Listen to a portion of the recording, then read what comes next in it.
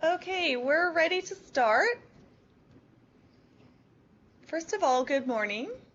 My name is Crystal Morris. I'm the Aboriginal Education Coordinator for the School of Population and Public Health at the University of British Columbia. Our office, though, is here in the beautiful downtown Vancouver.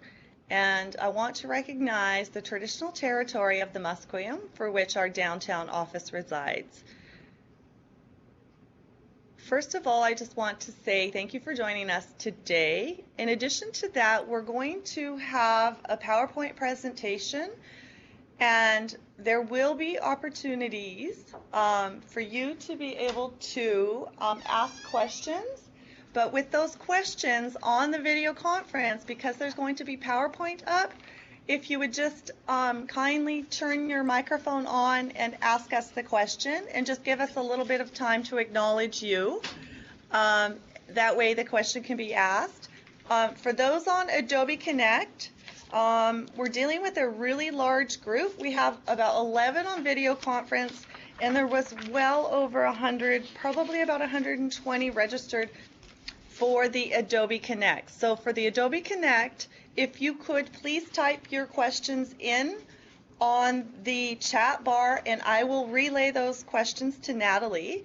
And I'm sorry, because with such a large group, sometimes we don't get through all the questions, but I will ensure I'm monitoring the chat box, relaying as many questions as I can. But if we don't get to those questions, I will forward the questions to Natalie, just so everybody knows that, because our time, as we know, when we have such great information being presented, we don't get through to all the questions.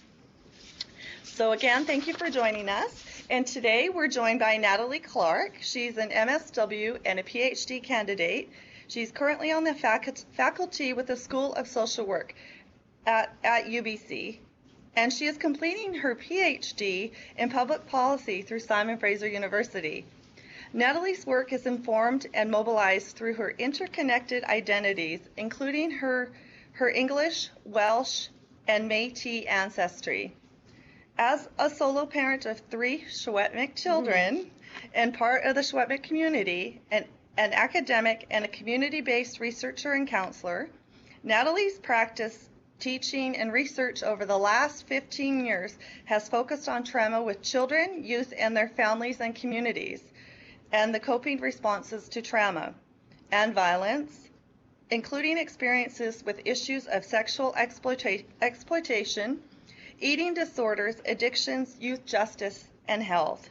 So what I'm going to do is actually hand the table over to Natalie. So welcome to the UBC Learning Circle, and thank you for joining us today, Natalie. Thank you. Hi to everyone out there, and I guess those of you online and the few in the room there, I'll wave so you know that's me over in the corner. I don't know how big I am in your screen. I also want to acknowledge the unceded Musqueam territory, and having moved back here a year ago and being at UBC, benefiting from this beautiful weather. My mother-in-law sent me a picture from Nisconluth last week of the snow, so I'm enjoying enjoying where I am right now, but I'm missing family. I also just wanted, I like this quote from Indigenous Hawaiian scholar Alula Meyer, who says to see our work as a tuanga, a sacred object for your family, your community, your people, because it is. So I just want to acknowledge that this work, I feel like in many ways chose me. I think I said I wanted to be an addictions counselor, and I did my 3rd year Bachelor of Social Work practicum at a neighborhood house working with older adults, and my 4th year was at Odyssey. And it didn't take me long to realize that there are reasons that youth use substances, and the amount of disclosures that I received really, not to discredit my BSW education, but I think we had an afternoon maybe on child abuse and reporting of maybe an hour, and the amount of disclosures I received, not only in my 4th year practicum, but then I went on to work at Peak House. So it was the only addictions program at the time, and it was operating from a pretty much solely a disease model approach. Was a locked unit. We did room checks, And many of the youth were Indigenous youth from all over this province who were sent to the corner of Main and Broadway for their treatment in a space that seemed to be run a lot like in lots of ways like a boarding school or a jail, or the residential roots seemed quite strong there at that time. And I was the ripe age of, 22, and challenging every rule, sort of saying, why? And I really came to recognize that if I couldn't explain our policies and practices in terms of safety or containment, or that I didn't feel like those rules were valid for me to enforce. Things like they couldn't wear hats or sunglasses. That didn't, those pieces. I was told with, youth that were cutting that I was to ignore it. It was attention seeking. With girls with eating disorders, to chase them into the bathroom, and I was like, what am I going to do, catch it? Like, what? It was a very interesting time in terms of coping mechanisms. And I think I recognized that when I included loss, including deaths and suicide, that all of the youth were sharing their stories with me, and these were really important stories to understand. I think of one young man in particular, who I'll call Paul, who you could leave in the middle of the night. And I remember it was about 11, and he was leaving to the corner of Main and Broadway, and he was from a small reserve in the interior, and he said, I just have to go. And now I recognize, through what I know about triggering, that our policies and practices and the program itself was triggering, and that's why youth would leave at night. And I just thought, I have to do something different about this. I have to say, we don't always get this, but years later, I was in Kamloops at an establishment of some kind, and this man crossed the room and said, are you Natalie? And I said, I am. And he said, I'm Paul, and I need you to know I'm okay and that you made a difference. That doesn't always happen, but I applied that year to go back and do my master's, and I really wanted to focus on child and youth trauma, although I don't even know if that was the word that was being used at the time. This was sort of in the late 80s, early 90s, 90, 91. And I just knew that I wanted to understand the healing approaches and really wanted to focus looking at art and play. So just to kind of sort of give that context of this work kind of choosing me, and that's how I ended up doing trauma work. My own work, as Crystal said, is shaped not only, I was born in Saskatchewan, in Cree territory, but I've been in, or was in Secwepemc territory since I was 5. My children are from that community, and I also acknowledge my maternal grandmother's, my Métis ancestry in Montana, and we made that journey 2 summers ago. Sometimes I introduce myself through my pictures. They have to change now because my twin boys are 8, and that's Cohen up in the left side at the Kamloopa powwow to Kamloops, and the bottom right is at Nisconlith with their papa, and so my daughter's 10. She's the one in the center. But just to kind of acknowledge that who we are shifts and changes, not only in the spaces where we live and move, but also as our circumstances change. And as a mother, I also do this work now so that their experiences are better.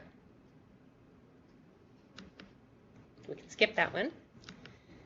I want to acknowledge, and one of Crystal's family members and Dr. Mary Thomas, there's many elders and knowledge keepers and much wisdom that goes before. So I feel very humbled to be here. I don't pretend to have all the answers here. If anything, I just hope that I've been curious enough and a good listener and wanted to really ask the questions, just like I did at Peak House, that maybe question our approaches to trauma, in particular with children and youth, so we're doing the right thing. I sat and listened to Mary in the Weewa library this last summer and read this book because I don't think you could actually sign it out, and I know it's cut off there, but as she says in this next slide, and I always like to use it as a circle. With a circle, there's no beginning and no ending. Within the family circle, we have the grandparents who are the teachers, the young moms, the young dads, the big brothers, the big sisters, the uncles and aunts, the cousins. They're all in the outside circle, and every one of them had an obligation to the little ones in the center. Children were never growing up without somebody there all the time. So when we move into my PowerPoint and you hear my discussions and even the trauma research on the importance of children being part of circles and communities and connected, you know, there might be sources referenced there, and I just want to acknowledge that this is, as they say in Chikwemtre, Milwayu, it's been forever and ever, and just acknowledge that knowledge on the land. What I hope we get to talk about, and I've got a lot to get through in 2 hours, and I want to hear from you as well, is a little bit about just our own wellness and self-care in this work. I want to challenge the definitions of trauma and ask, you know, by any other name. Look at some of the theory to guide our supports, and something I call Indigenous trauma-informed intersectional practice. And then if we have a little time to look at some of the assessment and interventions. So that's a lot. I don't know if you can see, but I have 190 slides. So if anybody's ever been to one of my talks, I have very lofty goals for getting through them, and I'm happy to share it afterwards and answer questions if we don't get through them all. But some of them are just pictures. So this summer I had the privilege to be a part of a birch bark basket and with Dr. Janice Billy and Minnie, and we actually made baskets and collected berries. But I think asking the question, is your bucket full, and the kind of container that we ourselves have that hold us in this work that we do is really, really important.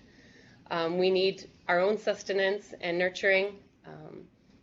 I can say as a mother, if my bucket's empty and I've given all my raspberries away, I'm often not going to be of great support. So I just want to acknowledge as we go through this talk that we don't design our classrooms, our workspaces in ways that acknowledge that we all are impacted by violence and trauma, and the things that would allow that would mean we would be able to get up and leave. We would go have a walk. We would have a glass of water.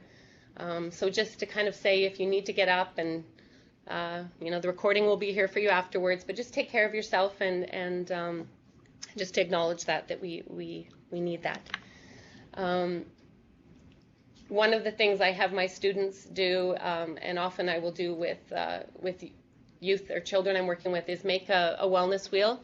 I've given a reference here for, it's a kind of an obscure reference because I don't think they published it outside of this conference on spirituality and social work, but I'm happy to share the full PDF because I have it for some reason. So if you can't find it, the Wellness Wheel, an Aboriginal contribution to social work.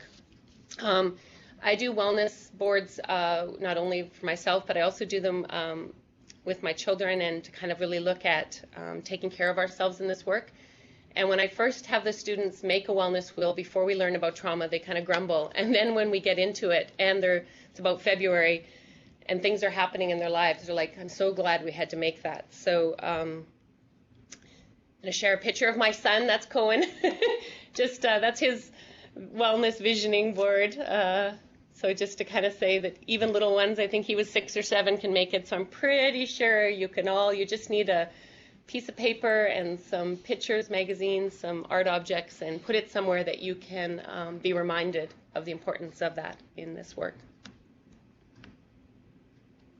Or I don't know if you can read this. I'm not sure how good the PDF shows up, but I'll read it.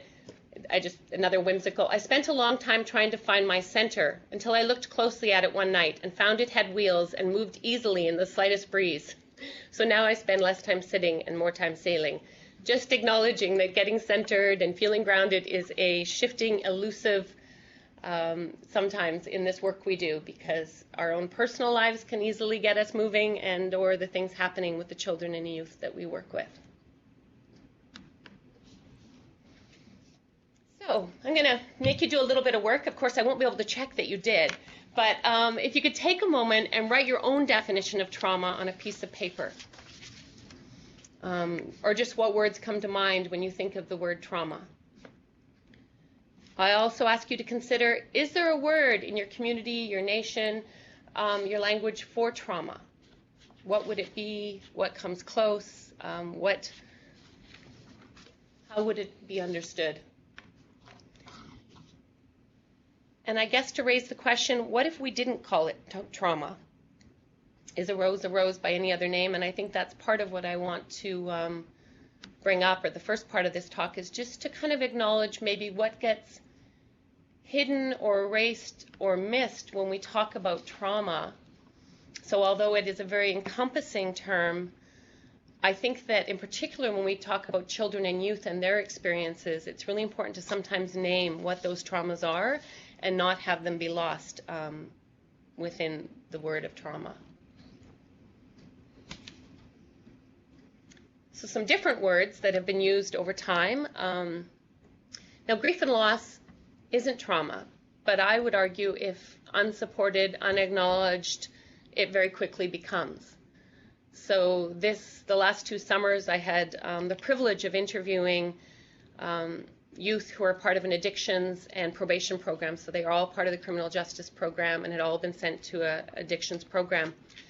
And of course, a majority were Aboriginal youth and or racialized immigrant youth, African, and not one, 100% had had experiences of grief, loss in childhood that were missed and not responded to. For many of them, their very first time even being referred to something we could consider healing or trauma-informed was after a judge had sent them. And in particular, I think there was probably 3 of the girls who had lost their father. And I thought it was very interesting, or a head injury, 3 or 4, who said right after that, I went crazy and nobody did anything. Everybody was in their grief. So I think our children and youth need us to see them sometimes and respond. So I just wanted to put grief and loss there because grief and loss isn't trauma, nor doesn't need to be. I think of when my cousin died at 40 and he had 4 young children. And I remember being at that funeral and watching them because they were grieving, but they were holding their mom up. They were holding her grief. They could see that she was more broken by it. But about an hour later, they were out jumping on the trampoline because children know that they need to move and play, and they move their grief and loss. But if we don't help them explain it or understand it, then those things happen as well. Violence, and I'm going to challenge the kinds of violence that I think we need to consider. And abuse, physical, emotional, spiritual, sexual. Sometimes that gets lost in the word trauma. I very much include, that's maybe why I'm doing my PhD in policy, but that, again, I would say the harm done to the children and youth I work with through policy, since colonization, the Indian Act and current, is ongoing, and came to be the site where I thought maybe I could have the most impact, or I hoped. I still do individual counseling work, but I really saw that I wanted to change policy. And then there are other words like trauma and post-traumatic stress. So just to kind of acknowledge that all of these words have meanings, and they also have, I would say, responses that flow from them, that have flowed traditionally in communities, but also through the mental health system and the medical system. So this is sort of my proposition, or what I suggest. The definitions of trauma and the meanings we make of it are historically constructed and defined and are shaped by the intersection of structural factors, including our access to power and our experiences of oppression. So these constructions of, quote, trauma shape what we consider violence, what kinds of violence are erased or don't count, and I would argue the kinds of supports and access to services that flow from this. So if we don't consider what we mean by trauma or being trauma-informed, I think there's some danger in ignoring some of the very real realities our children and youth are experiencing and dealing with. I'm not going to go into all the definitions of trauma and post-traumatic stress. We could spend 2 hours doing that. But just to acknowledge, the DSM has had a powerful mark on mental health, and it emerged at a time when a lot of activism was happening in the communities. The American Indian movement, the Black Panther movement, the Women of All Red Nations, work in community organizing, and there's a fair bit of work that has also said that it functioned in some ways to kind of silence some of that activism, because everything became diagnosable. So these are some of the things it says about in early childhood. We do have a new DSM coming out, and I don't have those slides in here, but some of the things that have been named around children is post-traumatic play, distress at the reminders, a numbing of affect or emotion, increased arousal, so that fight or flight kind of response, heightened startle response, hypervigilance. And I'm not rejecting these, and I will actually give examples of how I sometimes see this play out in my work with children and youth, but just to acknowledge when it's in a book, I wish I had a copy of it here to show you. It's very big. It's probably a good weapon to help you if you're walking alone. It's lofty to consider what does it mean for our children and youth's experiences to be there. Trauma-informed services are definitely taking hold in communities in British Columbia, Children's Hospital, and this is one definition. There are many. I know there's a new guide around that. So these are services that are provided for problems other than trauma, so for example, addictions counseling or medical attention, but require knowledge about, in this case, women, but it would be all people, and the impact of trauma to increase their effectiveness. So it's kind of considering at the programming and policy level, how do we address safety and containment? And there are some good principles that are contained in a lot of those models. Just to acknowledge there's something different. So trauma-informed is sort of being aware of how it might affect children's experience. For example, in a classroom, a trauma-informed classroom might not make kids have to sit and wait to go to the bathroom. If they are being triggered, they would be able to have a self-regulation strategy in place that would allow them to maybe have a hand signal that would let the teacher know they're starting to notice they're becoming distressed and that they need to just go out, and they would have a safe place to go to, or there'd be a response to that.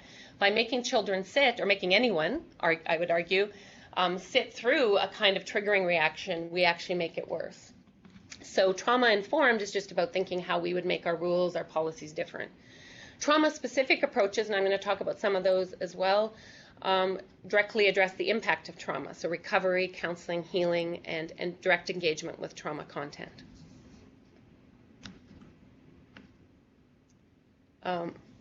So a number of critical trauma theorists, and I'm going to mostly talk about Indigenous trauma theorists who I draw on, this one is not, but considers how trauma, and in particular post-traumatic stress disorder, that's a PTSD, has produced thousands of articles within social work, psychiatry, literature, and yet all present an unexamined universal notion of trauma. And I think that's really, really interesting that still in our literature, no one's challenging what do we mean by this word, or how it might be different in different communities, nations, experiences, or if that's the word we should be using. So trauma theory, I would argue, has emerged out of a time, place, and history of ideas. Young, in 1995, argues that trauma theory is, quote, glued together by the practices, technologies, and narratives with which it is diagnosed, studied, treated, and represented, and by the various interests, institutions, and moral arguments that mobilize these efforts and resources. Why this is important to understand is that some of the white Western trauma theorists who are going back to Freud and Janet, to kind of look what got taken up. So spirituality, ritual, even exorcism was in Janet, was part of some of the approaches used. Those were all removed. And yet we see their precursors in the approaches and the evidence-based stuff. So, for example, why spirituality or an acknowledgement of ceremony in any kind of approach to healing was definitely removed in what we now know as trauma theory. So I argue that dominant discourses of trauma continue to define violence within normative neocolonial construction, so meaning that colonialism is still ongoing in many ways, and obstruct and erase certain kinds of violence, such as experiences of racism, structural violence through policy, and violence to Indigenous lands through mining and other development. So, for example, we know in certain areas where there are resources, like Fort McMurray or mining, that we know violence goes up. We know there's increase in sexual abuse, and yet those things are often erased. So again, my only concern is if we don't interrogate this or challenge this, it will silence local and Indigenous ways of knowing and healing. So there's much movement towards evidence-based approaches to healing trauma, but I would say that we know that there have been ways for a long time that have worked with our children and youth. So I would argue that trauma, the definition I use is it's a continuum, and if I could put trauma always in little quotes, so you know that I'm always wondering if that's the word to use, obviously occurs not only as a result of direct physical violation of your body, but can also occur through emotional abuse and secondary traumatization. So living with the chronic stress of racism, sexism, and the intersections of these can also create traumatic reactions. An example of that from my practice is, for example, the McCreary research has shown pretty consistently that girls in high schools in BC experience sexual harassment daily. I mean, I think the research has been pretty consistent over all those youth health surveys. And yet we don't consider that as kind of a traumatic experience. We know that race intersects with gender, so for Indigenous girls, that sexism is raced and vice versa. So it's racism and sexism together that happen. But what this looks like, so with one of my young women I was working with, the police were called to her home, and she'd been in a fight with her dad. She was about 11 years old, and it was pretty violent for the police to come, and they removed her. And later when I was talking to her to try and figure out what had happened that day, that's always, I'm kind of like a co-detective. I'm like, well, let's be curious, because I know about trauma that it comes through our senses. And so smell is our strongest sense, so it could have been a smell, it could be something she saw, etc. So we were kind of curious. Well, it turned out that day on Kingsway, right on the corner of Kingsway and there was a bank, a man ran past her and grabbed her bottom. Now, it was her first experience of sexual harassment. I don't know that we all remember these moments of your first experience, but at the same time, her relationship with her father was changing. He wouldn't let her go to his work site anymore. He wouldn't play rough with her anymore. So she went home and was angry at him. She was angry at masculinity. She was trying to unpack this, and only later could we figure out. Most people would think the trauma was something else. Her trauma was something that happened that day. And I think understanding the chronic, when we include the chronic stress of racism, sexism, and especially when we talk about triggering a little later on, you understand that children or youth are experiencing these things every day in the spaces they move in, and we don't necessarily provide them with the tools to address this. So trauma is actually not outside of the normal experience. If we all had to hold our hands up, and I know we can't because I can't even see you, all I see is my PowerPoint, and I don't know if you see me anymore, but we would all have had experiences of trauma in our life. So therefore it's not outside of the normal experience, but is in fact something in which all people are located and implicated, especially if you include the role of witnessing within that. So let's, look a little bit at, in terms of definitions, Indigenous theorists and therapists writing about this. So there's a lot written about the trauma of colonization, and just acknowledge Atkinson, Indigenous Australian, Braveheart, Duran and Duran, Hunter. There's a number of references there. And they really work to kind of show how the transfer of trauma from one generation to another is intergenerational trauma or historical trauma. Duran and Duran, actually, I brought that book. I think I can't show it to you, but it's one of the first. They talked about the soul wound has always belonged to Indigenous peoples. But they also utilize Western ideas of trauma, including historical trauma and intergenerational post-traumatic stress disorder. And they argue that this was important at the time for validation. And that's probably what's key there, that at a certain moment, trauma-lit discourse or naming helped kind of validate what was happening on the world stage in terms of colonization and its impacts. So I think it's really important to acknowledge. I'm not saying this shouldn't have happened, because it was important. Marie Braveheart talked about historical trauma. In her 20 years of clinical experience with Indigenous communities, and she saw the inadequacy of post-traumatic stress disorder, she defined historical trauma as cumulative emotional and psychological wounding over the lifespan and across generations, emanating from massive group trauma experience. So trauma then includes cumulative experiences of exclusion, victimization, intimidation, and injustice, including everyday acts of racism by people and institutions. And as we know from Cindy Blackstock's work, that residential school and its effects through child protection are ongoing for second and third generation Indigenous children and youth.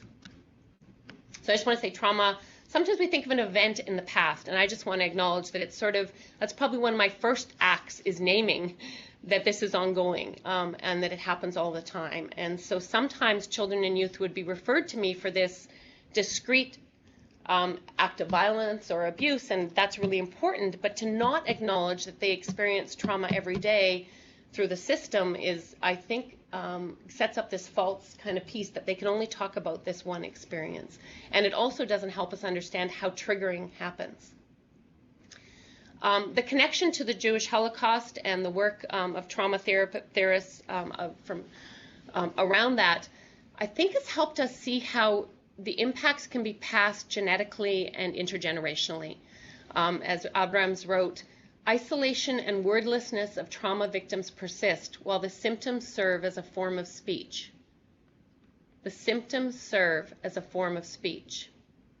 I'm just repeating that because that's really important in terms of how I view children and youth and some of the behaviors that they share with us. Family patterns, repetitions, and interconnections also speak.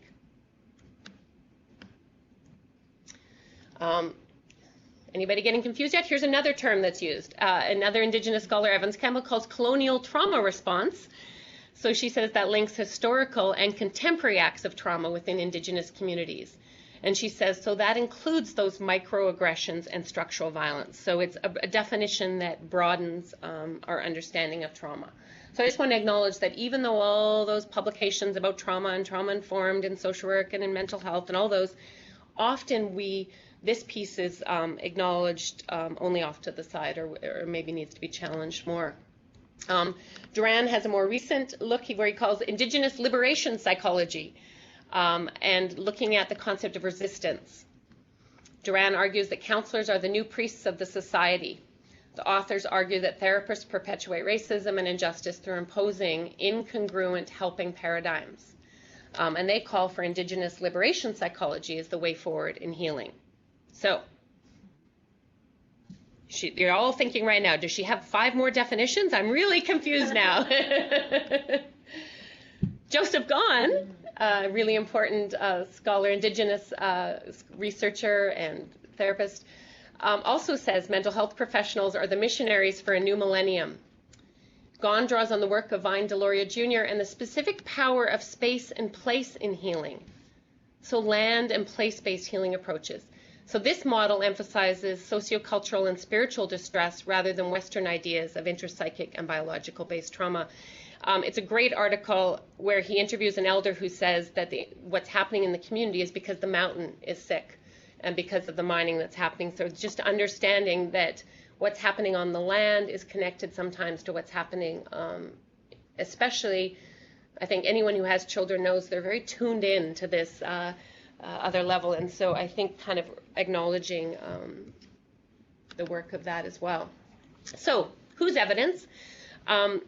Western approaches to trauma and evidence-based approaches have limited application in Indigenous communities. The research is quite strong here.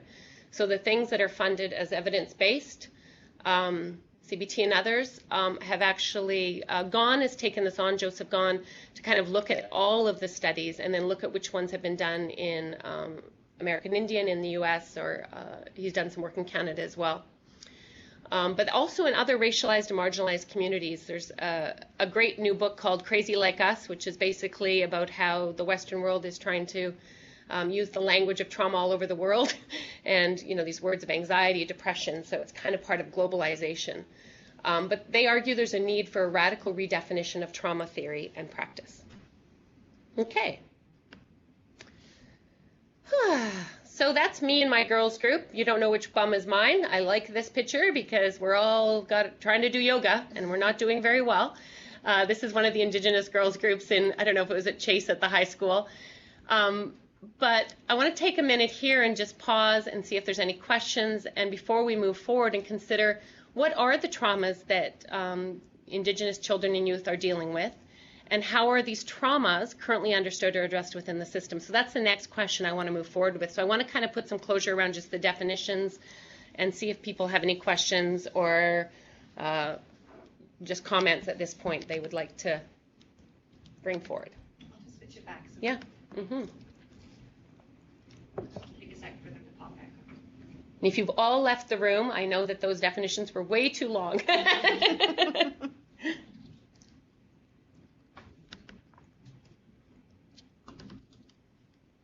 Hi, this is Darlene Sharp from Seawalton Health Center, Couch and Tribes, Duncan. The question Hi. I have is your reference in Duran Yes. about new priests, the counselors are the new priests. I'm not quite sure Yes. what you meant about that. I think he was talking about the colonization that was done through residential school in the churches, and he was referencing that social workers and mental health counselors were sort of, in many ways, enacting that kind of colonial, naming, labeling kids, diagnosing them, and putting them in the child welfare system. But yes, I think that's, obviously a challenging quote that way, whether we think that's true or not. We do have something on here, whenever you're ready. Do you want to? Okay, so there is a question. Is abandonment one of the traumas Indigenous children and youth deal with? So the question is abandonment one of the traumas? And I think we're beginning to move forward in terms of what do you see or what are you experiencing, the kinds of things that children use. So abandonment, I would say, especially if you included abandonment / dislocation, meaning disconnection from maybe land. And so I think the problem with the word abandonment is that it maybe isn't placed in the context of how that abandonment happened. So I could feel abandoned by my mother or my community, but if I'm a child or youth who hasn't been given a frame to understand that in terms of what's happened to the community and to the history of colonization there, I think it's really important that we help kids understand those feelings they have, but also connect them maybe to a larger picture so that they have some ways to talk about it. So I would say yes. I mean, I guess what I'd like to ask is, are other examples of things that you consider are words you would use to describe trauma or violence or the kinds of things children and youth are experiencing?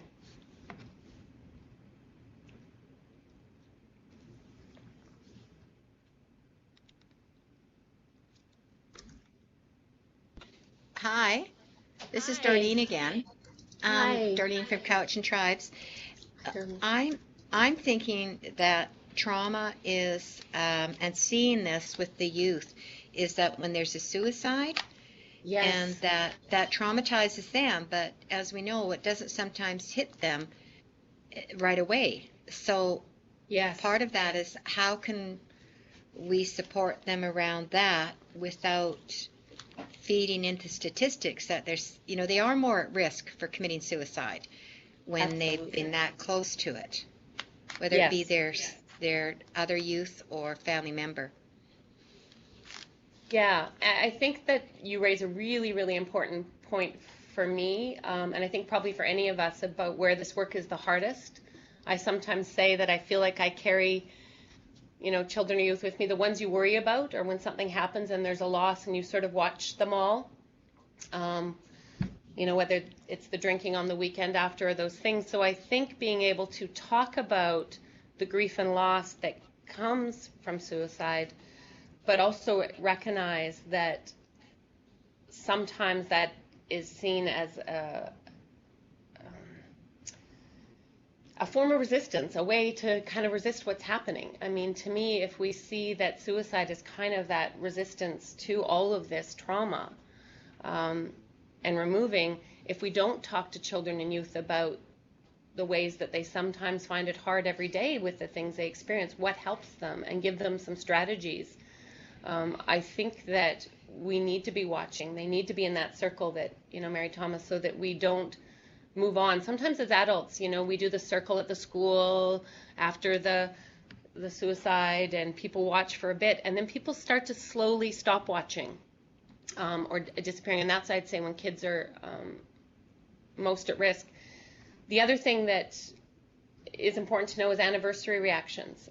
So a year later when you don't even know it. So I often make a point of really watching and being aware, and I think our communities can be aware in the period coming up to and after. And I know sometimes there ceremonies or things that are recognizing that, but just to be aware that with the children and youth, they might not know that they're having an anniversary reaction. I know of one young woman I worked with who made a decision to not carry a baby and have an abortion, that for every year after, for almost 2 or 3 years, that week, she would kind of go a little off the rails, and we kind of figured it out a little too late the first year. So I think it's really important to kind of put this in a context of child development and understand that they really need us to sort of see when they spiral back around to that point, how can we help them? So I think suicide and other self-harming, like cutting, eating disorders, we need to really see those as a voice and youth speaking to us and come up with some strategies to help them feel contained and held. I don't know if that answers, but I think you raise a really important one. I think that's a trauma for the whole community when we lose a child or a youth, and then we worry about the children and youth around that person. Any other questions or comments? We do have some comments happening here on Adobe Connect. Thank you, Elle. She makes a point about conformity into systems that are not congruent with cultural beliefs and practices. Yes. And then Eleonora asked the question, is stigma and is it an ongoing form of trauma? I was part of a research study only because I was trying to find out about this. What did Indigenous youth feel about their health? And the stigma piece there and going to counselors. And there's a slide later, but they actually said they recommended that youth not go to counselors because we're labeled there. And then they talked about the spaces where they felt supported. And many times those were counselors in those spaces, I wanted to say.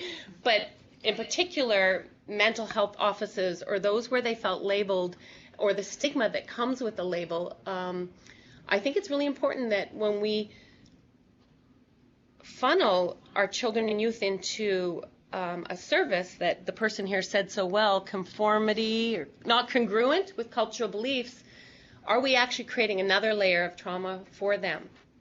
I can speak to small rural communities like Chase, for example, where I grew up. Sometimes the mental health worker would come from Kamloops and it would change all the time and they were there a day a week, or the sexual abuse counselor, and that didn't kind of have a community cultural response to it. And there was also the youth felt if they were seen with that person, there was a stigma right away related to accessing support. So the First Nations counselors in the schools, the First Nations education workers, drop-in spaces, Indigenous girls groups or boys groups with elders, those were spaces that youth identified as healing and as places that they wanted to talk about what was happening to them, not in a counseling office. So Darren, thank you for your question. Can you discuss the relationship of trauma to diseases like diabetes, cancer, etc.?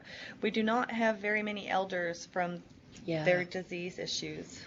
That's really, really important. If I could draw a spiral out of sort of a child growing up in this kind of trauma environment, really, we're saying it's kind of around them.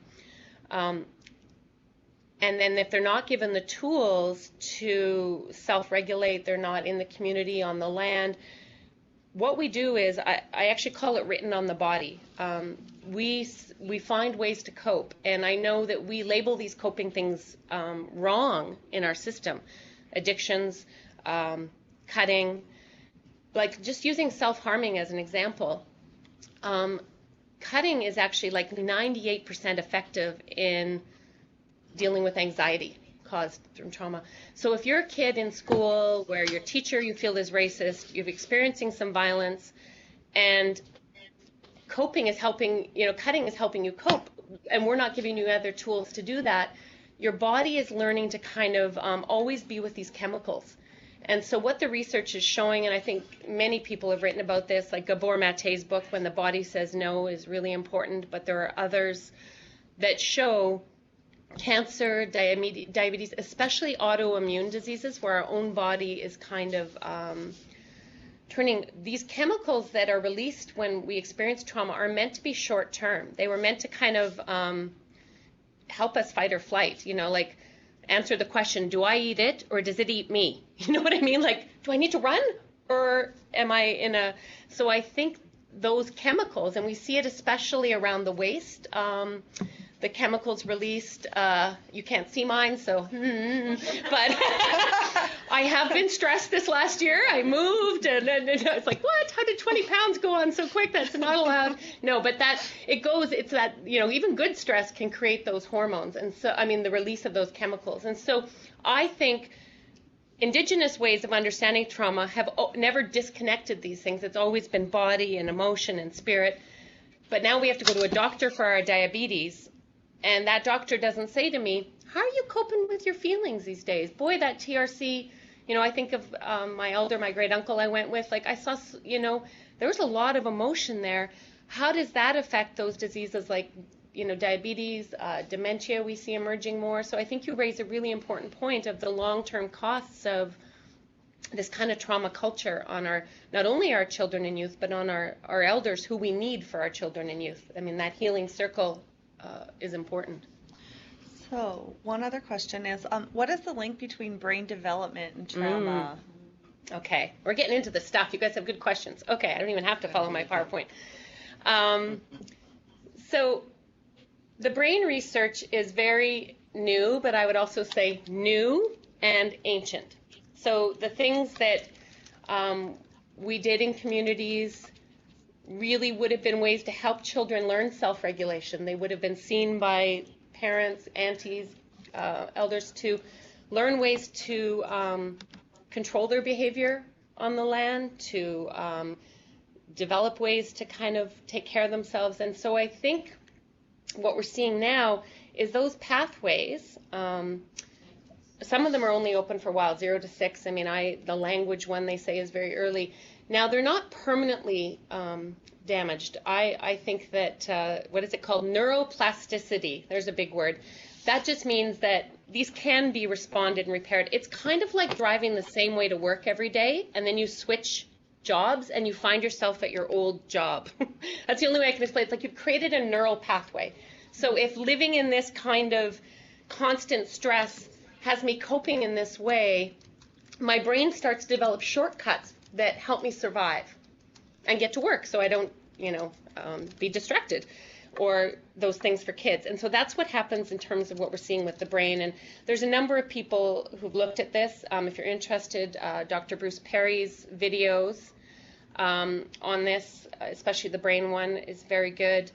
And there are others. But, what's interesting is Dr. Bruce Perry's research, and again, it says he found, which of course he didn't find it, we've always known this, that Indigenous ways of drumming, ceremony, actually are doing those neural pathway repairs so that kids who might act out in classrooms are very contained in ceremony. So we know that they don't have impulse control.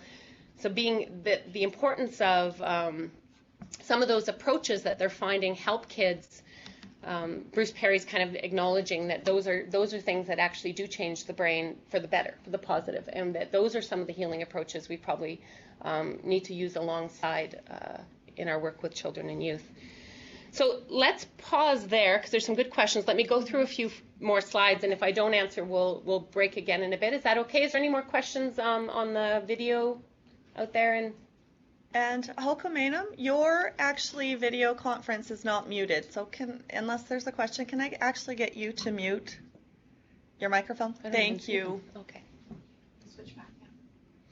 So if we come, so we're going to switch back to the PowerPoint, and oh my goodness, it's almost 11 already, and we'll just keep going. You guys have all day, right? So what are some of the traumas Indigenous children and youth are dealing with? And I think we could do a big list of these. In a book by, it's called Trauma Through a Child's Eyes. It's not an Indigenous book, but it's Peter Levine, who looked at Waking the Tiger, really looked at the body effects. He lists a number of traumas that children experience that I think are just interesting because we forget as adults about the effect of these. Accidents and falls, medical surgical procedures, environmental stressors, loss, divorce, death of loved one or pet, separation, and then there's violent acts, of course. Bullying, animal attacks, family violence, witnessing violence, physical sexual abuse, neglect, war, displacement, and intergenerational effects, threats of attack and kidnapping. So the thing about trauma is that in what we know about how it affects our bodies is it's not in the event. I guess that's really important. Sometimes I hear children and youth say, maybe it's this whole reality TV culture, especially like, well, you know, if I look at Crystal, well, oh my goodness, she had that happen to her today, so mine isn't that bad. You know, I haven't been to 3 funerals. I've had 1 family member lost, or I've been in 4 foster care placements, and you've been in 16. So whoa, yours is. You know, we kind of get into this. So then, what's wrong with me that I'm feeling this way? And that's just not true. So you know, if we had 3 children, all of whom even witnessed the same, you know, maybe the family pet. I'll use that. That's one of my traumas. I did witness our pet get run over by the mare in Chase. It was horrible. Sorry, mare, if you're out there.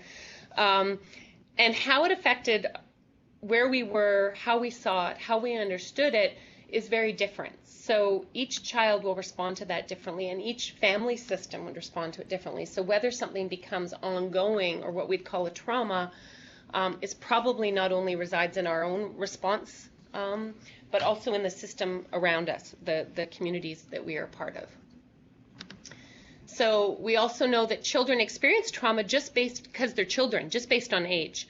So dependent status, abuse, neglect, and witnessing violence, often that's just about being a small person, and that's why those things happen to you. So, you know, there's gender-based violence, but there's also violence that's just about children. And, you know, one of the things that when you read some of the early things around colonization and some early, like Winnemucca's book, she talks about how scared the children were in the U.S. and that their mums would bury them sometimes to come back later. And so to recognize that a lot of the violence was against children, or children were witnessing it because they were little or couldn't move as quickly. So I think that children experience it just based on that dependent status and that vulnerability. And then there's trauma experienced as a cohort, you know, so they were all in some place together in one of the schools or something that happens. And then, as we talked about already, the historical and intergenerational trauma of culture, race, you know, the Holocaust, the genocide of Aboriginal peoples. So this is the developmental stuff, so you're already getting here.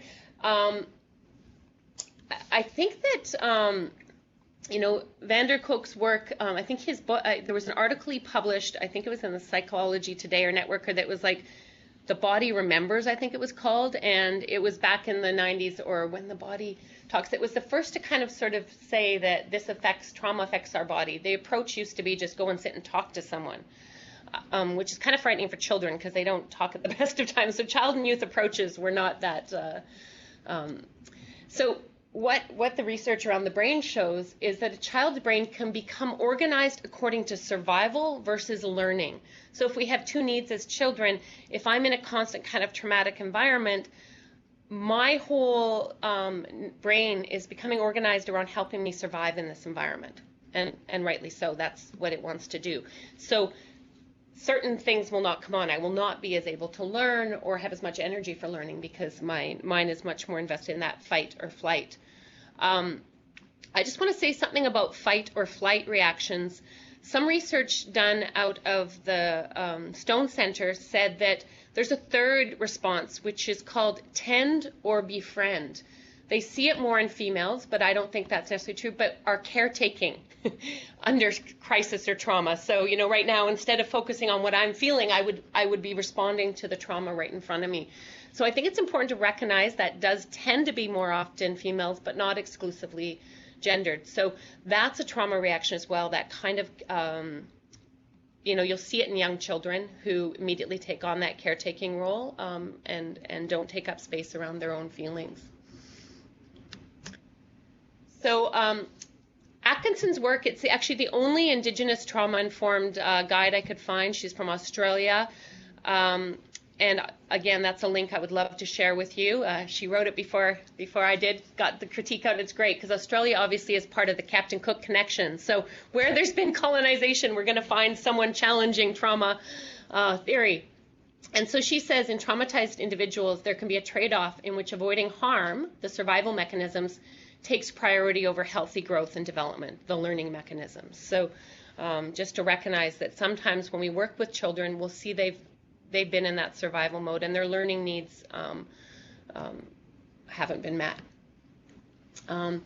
So Bruce Perry, I already said this, has challenged Western approaches to healing from trauma with children and youth, and stated that Indigenous healing rituals promote healing and recovery because they provide the patterned, repetitive stimuli such as words, dance, or song required to specifically influence and modify the impact of trauma, neglect, and maltreatment on those neural systems. So just because the research hasn't shown, I think we need to, if there's anything you get from this, the things that we know work in communities, that the ceremonies, the play with children, the learning on the land are healing and are really important, and are trauma informed, or whatever you want to call them.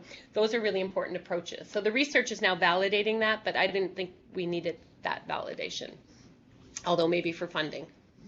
Because we all want funding to be able to do this work, and we know we need to. Yeah.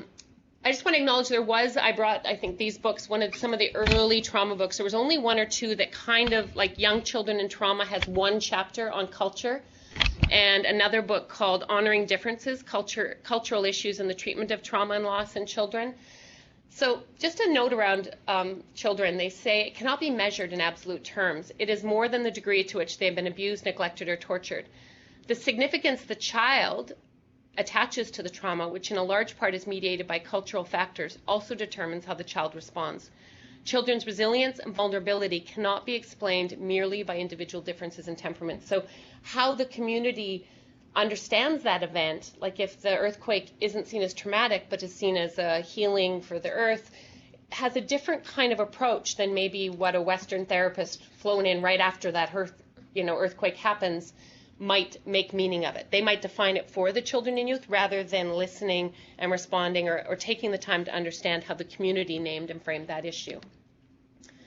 And we've already talked about that. I'm going to skip that. So when we look at assessment, obviously culture plays a key role in how individuals cope with potentially traumatizing experiences. And I think this is probably really key, the social support and the positive and uplifting events. So not only do we consider it traumatic, but what are the approaches that provide support and healing?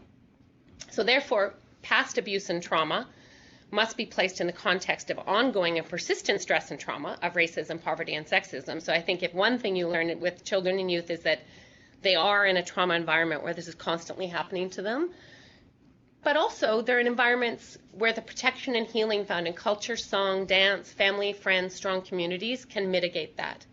So we sometimes focus on the really negatives, but children, I think one of the reasons I've loved working with children and youth in trauma is they do respond so quickly to a supportive and nurturing space. And, the older we get, the more we're kind of set in our ways and take a little bit longer to kind of, access some of the healing of these spaces.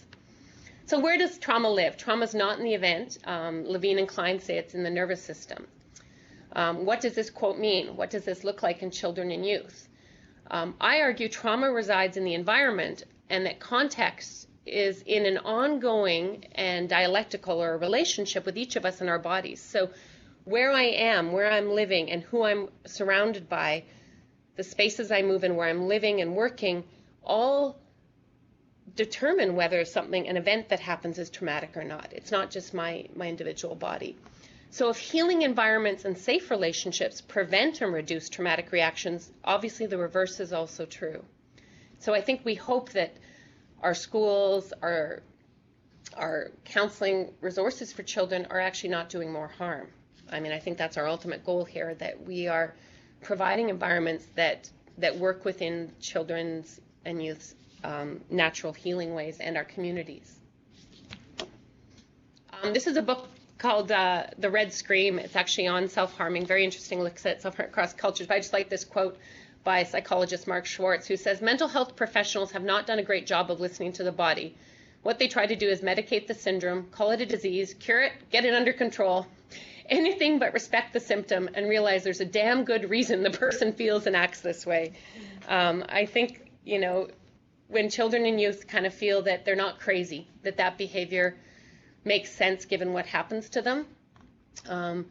I've been a part of a number of Indigenous girls groups that we've been doing in community, both in rural and urban spaces for the last 17 years. And We did one a couple weekends ago, Girls Up All Night. I'm getting kind of old to be staying up all night. I only made it to 4 a.m., especially because I don't drink like Red Bull or any of those weird drinks. So I was doing really well. But there was a young woman who was there, and, I said something about written on the body. We were talking about eating disorders and that they're ways of coping, and that they're not, it doesn't mean you're crazy. I just had said that. And she felt comfortable then to take her sweater off and, have her scars visible in the group. And, shared with me that had been labeled in her last foster home. She'd been sent and institutionalized into mental health. And so just different responses. Like if one person sees it as, wow, it makes sense. You witnessed all, of course you did. And look, you're not doing that anymore because you're in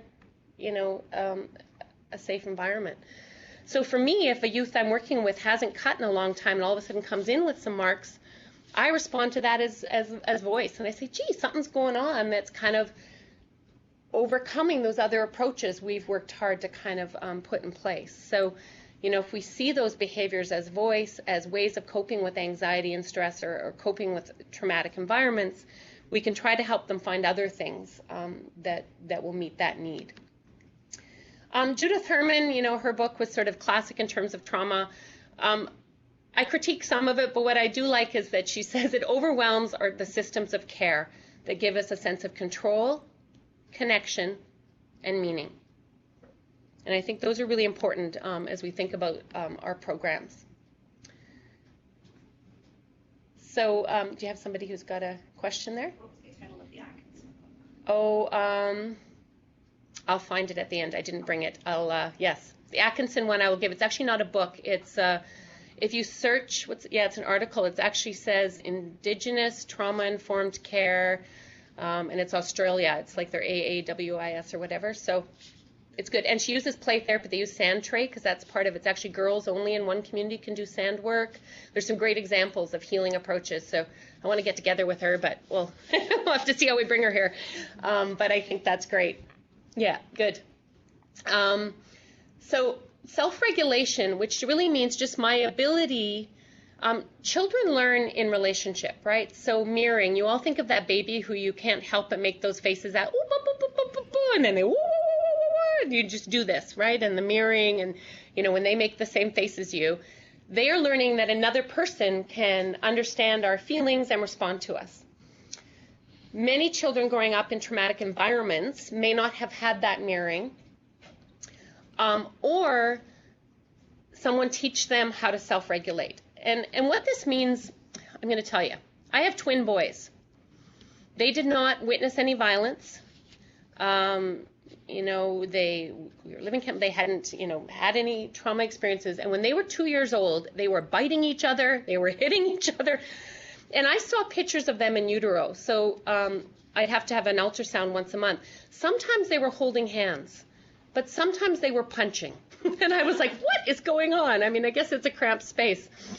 But what I learned, and actually there was a great research on this. David Suzuki says that it's a good thing all 2-year-olds aren't 180-pound, 6'2" men, because we're the most angry, our feelings are coming so strong at that age and stage that the job of us as adults is to give them some tools to self-regulate. And I remember, I knew this, but I was getting triggered. I was like, stop hitting and biting. And I remember standing with my little guy and trying to get him to breathe. And I was like, and he's like, I can't, I won't. He would just try. And so I was trying to give him that tool to say, you're really angry, name his feeling, take a deep breath. So parents' jobs and the systems is to help them have some tools to self-regulate. And I argue that that's through elders, grandparents, nature. I think of at the Birch Bark camp, it wasn't so much me, it was, it was the Ka'as, it was the grandmothers, other story. Oh, watch for that, or playing the games, the stick games, helping them learn to regulate their behavior. Hunting camps. One of my sons in kindergarten said, Mama, I don't want to go to this kind of school. I want to go to Uncle Gordon's hunting camp. And I thought, he's acknowledging the way he wants to learn on the land and self-regulation, right? So abused children who never learn from adults and their culture, environment, and they're often due to ongoing oppression and trauma in their environments, don't learn how to self-soothe or how other people can help us too. We have a hard time accepting that others could appropriately self-soothe. Alcohol is self-soothing, self-harming. There's lots of soothing, but it's not necessarily. Cross's work from 2006 says children's belief systems are affected by trauma. So I'm not safe, the world's a dangerous and a scary place, I have to fight and be strong to keep myself safe. So when things happen, if you provide an environment that feels safe, you feel like I'm safe here, adults will keep me safe here, I can learn how to keep myself safe. And just an example that hopefully isn't triggering for anybody, I'm trying not to use any, is my nephew had to have an emergency, what's the word when you have to be circumcised when he was 2 or 3. And my sister says, being in the hospital and they made a mistake with the catheter and there was some blood, that he looked at her like, why aren't you stopping this? You know, like when children haven't had an experience or it's been traumatic or things that they have that sense of safety and you watch it be ruptured and you know that you're not able to protect them from that event. There are moments that happen that kind of disrupt that sense, but most of us come back to kind of finding a way that we feel okay. Certain times in our life, I've worked with trauma counselors who do sexual abuse counseling full time. I could not watch Oprah. I couldn't read any of her books. I started to find my view of families started to be skewed a bit. I would look at, families in the grocery store and be like, what's happening there? And you can see that we could have our own kind of before and after if you do this work too long. So I think it's really important to understand our own schema can be affected by this work. Do you decide the world's a safe place, that children are safe, or do you feel like, everyone and there's abuse happening everywhere? So I think just to recognize that our belief systems can be affected. So some of the coping strategies Cross suggests, we should think of all trauma symptoms as adaptations, and they represent the child's attempt to cope the best way they could with overwhelming feelings and events. So I often ask children when they come to see me, I don't focus on all the referral, but I just say, wow, tell me how you got here. How did you survive? Like, what did you do? And that's such a great question because some of them wrote poetry, some will describe what I would say now as dissociation, but I'm honoring their survival and their resistance, that they are somehow in front of me. And yes, I've been given a file with all this referral information, but I think we have to meet children and youth with their creative adaptation. How did you figure that out, that would work?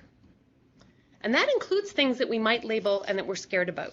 That might include, how did you figure out that, putting a little mark or a cut kind of helped you not feel like you wanted to die? And I think we need to be able to recognize that's probably a different presentation, the difference between self-harming and suicide, and they are different, but they can be together.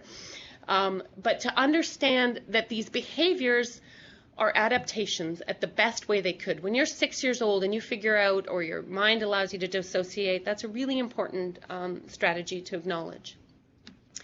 They've been used to shield and defend themselves as much as possible from harm at the time of the abuse. So hypervigilance, most of the youth I work with, I know youth don't sleep generally, but if they're in a traumatic environment, like that's, foster home or some care, they will not sleep usually till 4 or 5 in the morning. And there's something about dawn that sort of feels like it's safe again. Lots of abuse and violence. This was to go back to my example of Peak House. We would do room checks in night. Walking into a child's room in the night to check their room is probably the most triggering thing you can do if you know they've experienced violence or abuse, or just given statistics. So I would have foster homes break down because the kid's room was messy. And we know this girl had come or boy had come from violence. And I'd say, gee, what a good strategy. You couldn't get near that child's bed without tripping on. If any of you have stepped on a Lego toy in the middle of the night, let me tell you, it's not fun. So these kids are creative and resilient. Something we name as a problem, this messy room, might be actually protective. Now, I'm not saying my kids have messy rooms. It's not always a protective strategy. That's not what I'm saying. But to recognize children respond in the moment creatively and with resistance. So we know that abuse and trauma are in the daily range of experience for the children and youth we work with. There's a continuum, which includes daily acts of racism, sexism, and other microaggressions that they experience. And most of this goes undisclosed, untreated, resulting in some of that coping behavior, such as suicidality and self-harming. So I think just as a starting point to really understand that this is kind of the climate that we are wanting to kind of intervene within. So just to come back to trauma-informed practice, Generally, Harris and Fallot and others have said, you take the trauma into account, you try to avoid triggering. So to go back to my Peak House example, how could we not go in their rooms in the middle of the night? How could we say, hi, it's here? Like if we know that night checks or room checks are triggering, a trauma-informed approach to that policy would find a way that we didn't trigger that child or youth. Okay? We would adapt our behavior to support that coping strategy. And we would allow them to manage their trauma symptoms successfully. So that's kind of, looking at how it might be different. This is not, from an Indigenous perspective, but there's some stuff on just a trauma systems approach that's important to look at. Like, we need to fix our broken system. Like, before we try to help kids, we need to kind of say what's not working. Put safety first. Don't go before you're ready. Put scarce, not scared resources, that's a typo. Put scarce resources where they will work. Insist on accountability, particularly your own. Take care of yourself and your team. Build from strength and leave a better system. So I think we do want a better system, and I argue that an Indigenous trauma system is the one we want for our children and youth. So if current health programs are based on Western value systems and Western approaches to trauma and mental health, I argue they risk further colonization and pathologizing or labeling of our children and youth's health and their bodies. We do have a question here from Okay, Brenda. good. Thank you, Brenda. Can you address the long-term effects of secrets? Children witnessing incest, family violence, and then are asked to keep it a secret. Mm-hmm. Oh, that's always a hard one. Secrets, if I could with a child, I would make the weight of it. I would use clay. I would say how heavy it is. What did you carry it in? I think anything that that children have to hold. So in my family, I guess I'll give an example, and what I do in counseling is we don't use the word secret at all. There are no secrets anywhere. In fact, I correct teachers. I say you can have surprises, but there are not secrets. So that's one thing for me is I immediately counter that so that, and from protective factor to say that you don't need to carry that anymore. So the one thing I say in my room is that, see these walls, they're ugly, they're white. These ones aren't ugly, I'm sorry. I usually am working in a very bare counseling office somewhere at a youth clinic or whatever, and this is a lovely room we're in here. But, it can hold this. If it's a container, and you don't need to carry that anymore.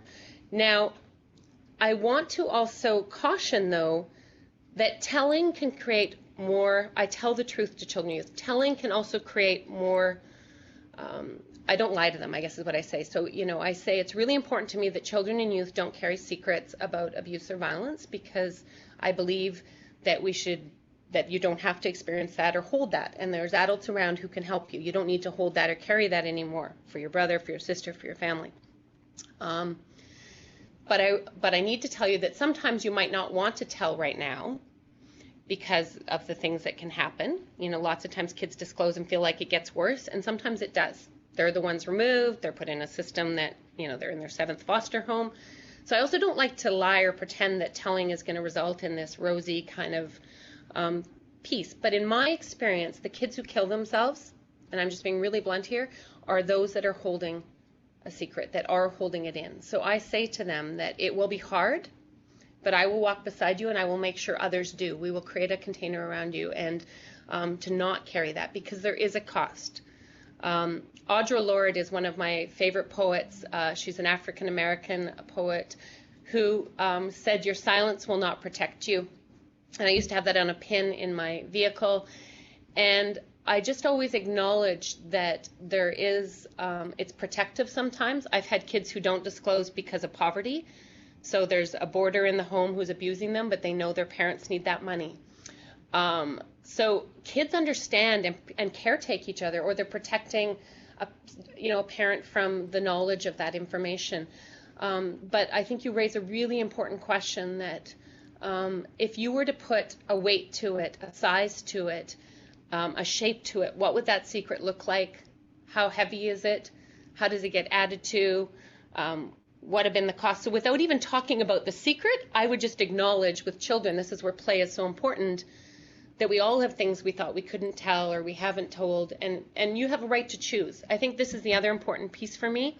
Abuse takes away the right to and that offender, who especially who says don't tell or something bad will happen, which they do say, takes away that choice. So I do want the children I youth work with to choose voice and silence. So sometimes we feel artificially safe in certain groups and a disclosure just bursts out, and there's nothing I can do to, but I do say to them that I might interrupt your disclosure so you can do it privately with me and with choice, not in a group where your confidentiality might not be guaranteed once you leave here, especially in small towns. So I think you raise a really important question, and I think with kids, just acknowledging that there are and trying to introduce a different language, that intervention alone of saying we don't use the word secret in our family and interrupting it as an adult in all the spaces, including teachers, will shift for that child that they don't have to carry that. So you can do support or interventions around even the word secret. So this was the quote from the youth that we interviewed. It was part of the Friendship Center Interior Health. It was actually Brad Anderson, Patrick Walton, Tara Tribute. We had a number of Indigenous youth peer researchers. We designed a questionnaire and interviewed 100 Indigenous youth in Kamloops, both on campus but also in schools throughout. And one of the things they recommended was to put signs on an office saying mental health counselor is not where we want to be seen, because don't want to be labeled. We do not want to go to certain labeled services, mental health, but school counselors' offices, First Nations education worker offices, hospitals, clinics, they're not embarrassing offices to access. Friendship Center. Stop young people from going to counseling because it labels us. It was a pretty strong theme.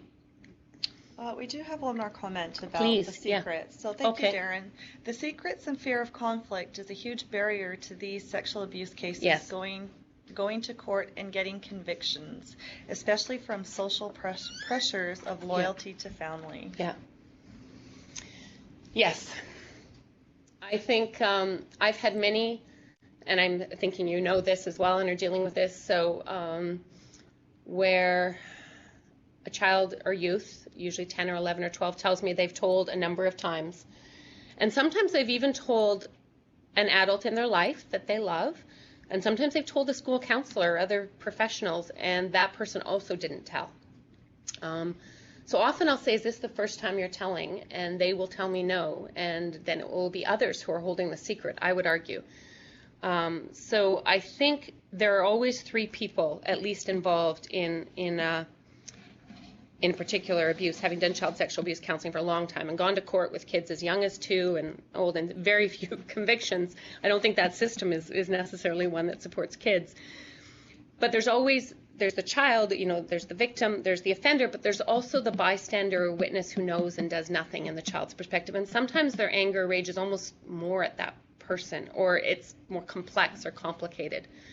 So I guess what I would argue is how do we as adults in this system of trying to support children and youth not be part of the problem when we know, especially in small communities, small towns, that things are happening? How do we not be that bystander? How do we not be part of that, not the powerful role of witnessing, but the other, that triad, the one who does nothing? And I think that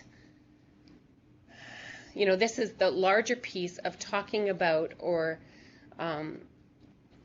disclosing this. There's a fear sometimes. It was like, well, all the kids will disclose or things will happen, right? We know there's child sexual abuse in many of our communities and multi-generational. I can speak, in terms of my own and my children's. I mean, we talk about that. It's in our family and it helps unpack someone's coping. So I talk to them about abuse and about touch and about body, what that is. I also point out to them at gatherings and stuff when there is someone there who's a known pedophile who's been sometimes banned from the community but is allowed to come back for certain ceremonies or others, because those people continue to sometimes enact as well or in different spaces. So but I also know how triggering works and that it's multi-generational. So sometimes people aren't able to speak even in the adult world around that child because they were also perhaps offended by that person. Or I just want to say that secrecy and silence and disclosure is multi-leveled in our communities. And I think that for me, this is why we need responses. I would like that when kids disclose that they don't have to leave their community, that there would be foster homes there. But with many of the youth I work with, especially in small towns, they have to go to a nearby city, and maybe they want that anonymity, but then they're leaving the very connections that we say are the healing ones for them. And sometimes it even splits the community, those that are supporting the child and those that don't. This is a way big topic you've touched on here, and I think it's a really important one. And that's what makes this work complex. Working in community, working in rural settings versus large urban ones, we need to acknowledge that if we're going to talk about this and have some approaches for child and youth trauma, that there will be some repercussions for the community, and we need to have some spaces in place to kind of address that and allow some healing to unfold for everyone.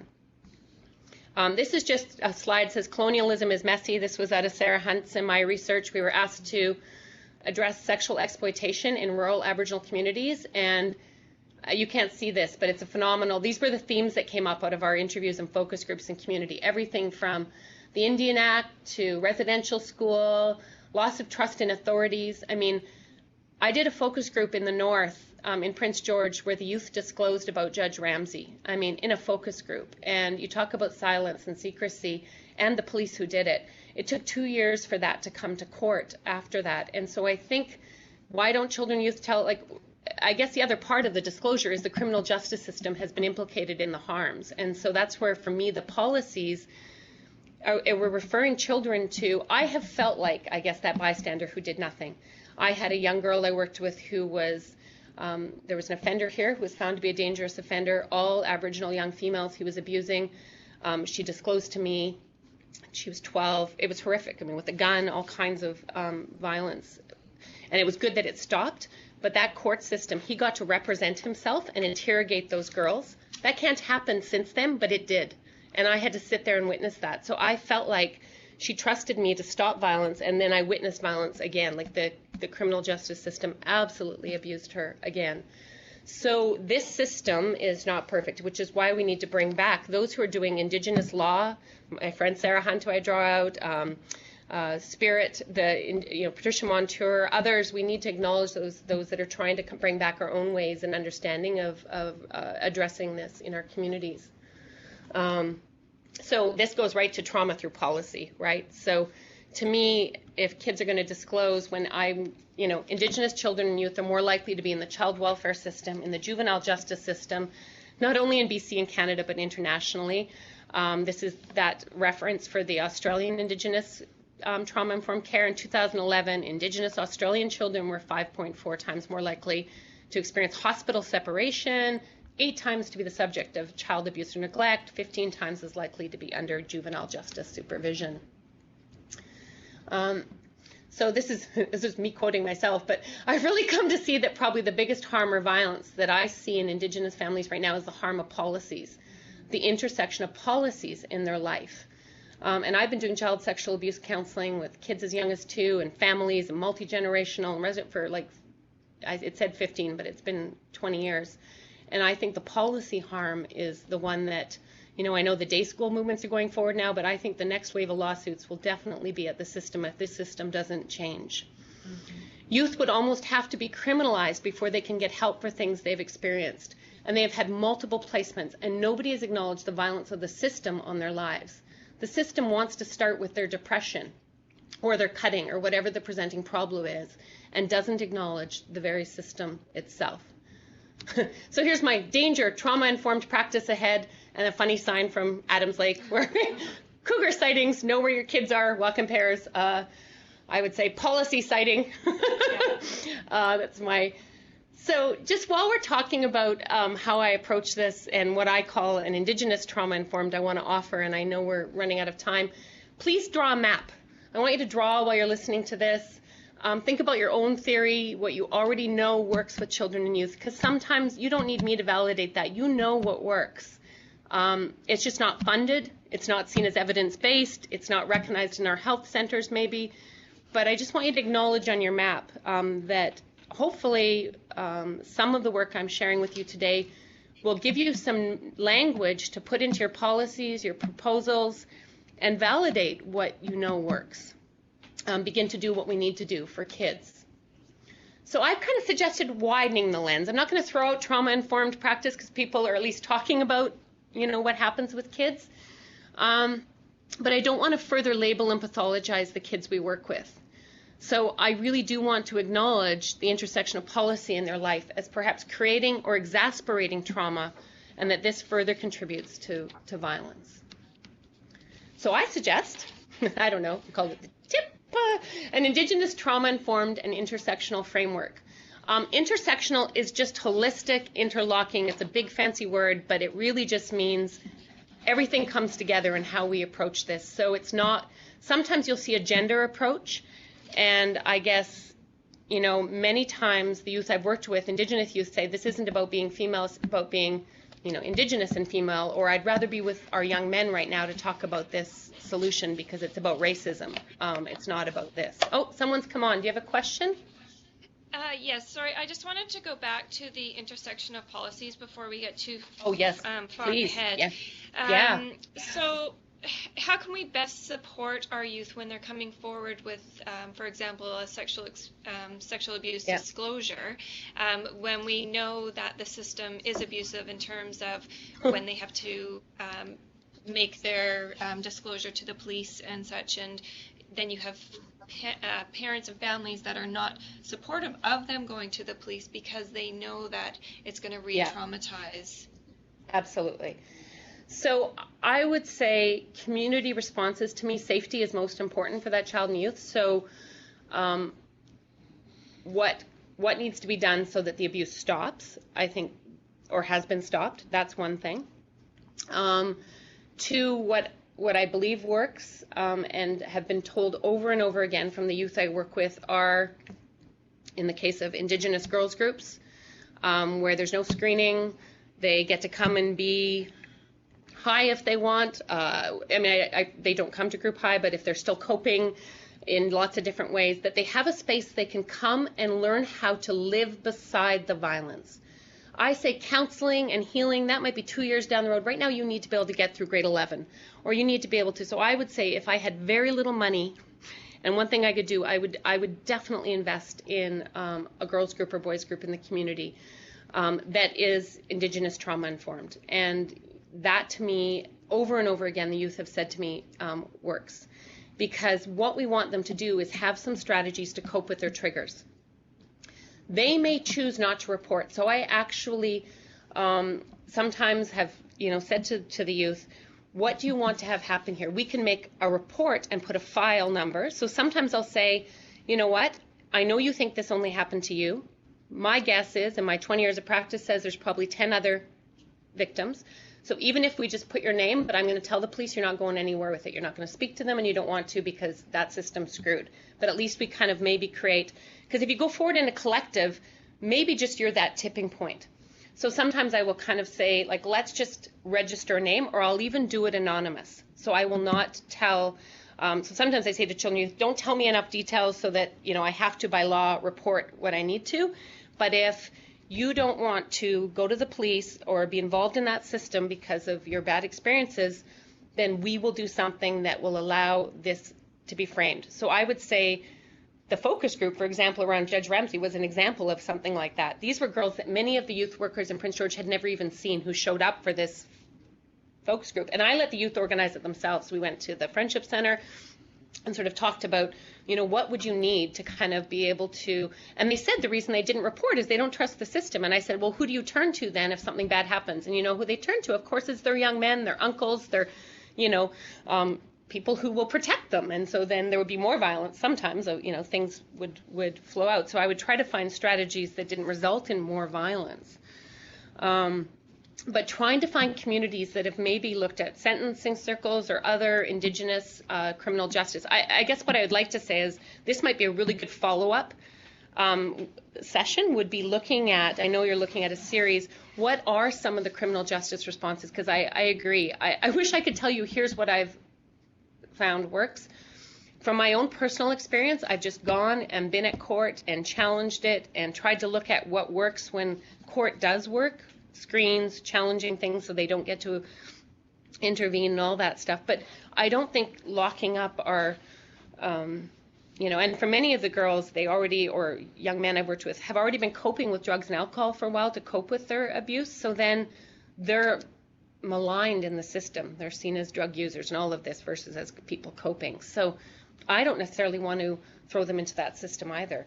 But I think you have to meet the children and youth where they're at. Some do want to. They want to go to court or have their say.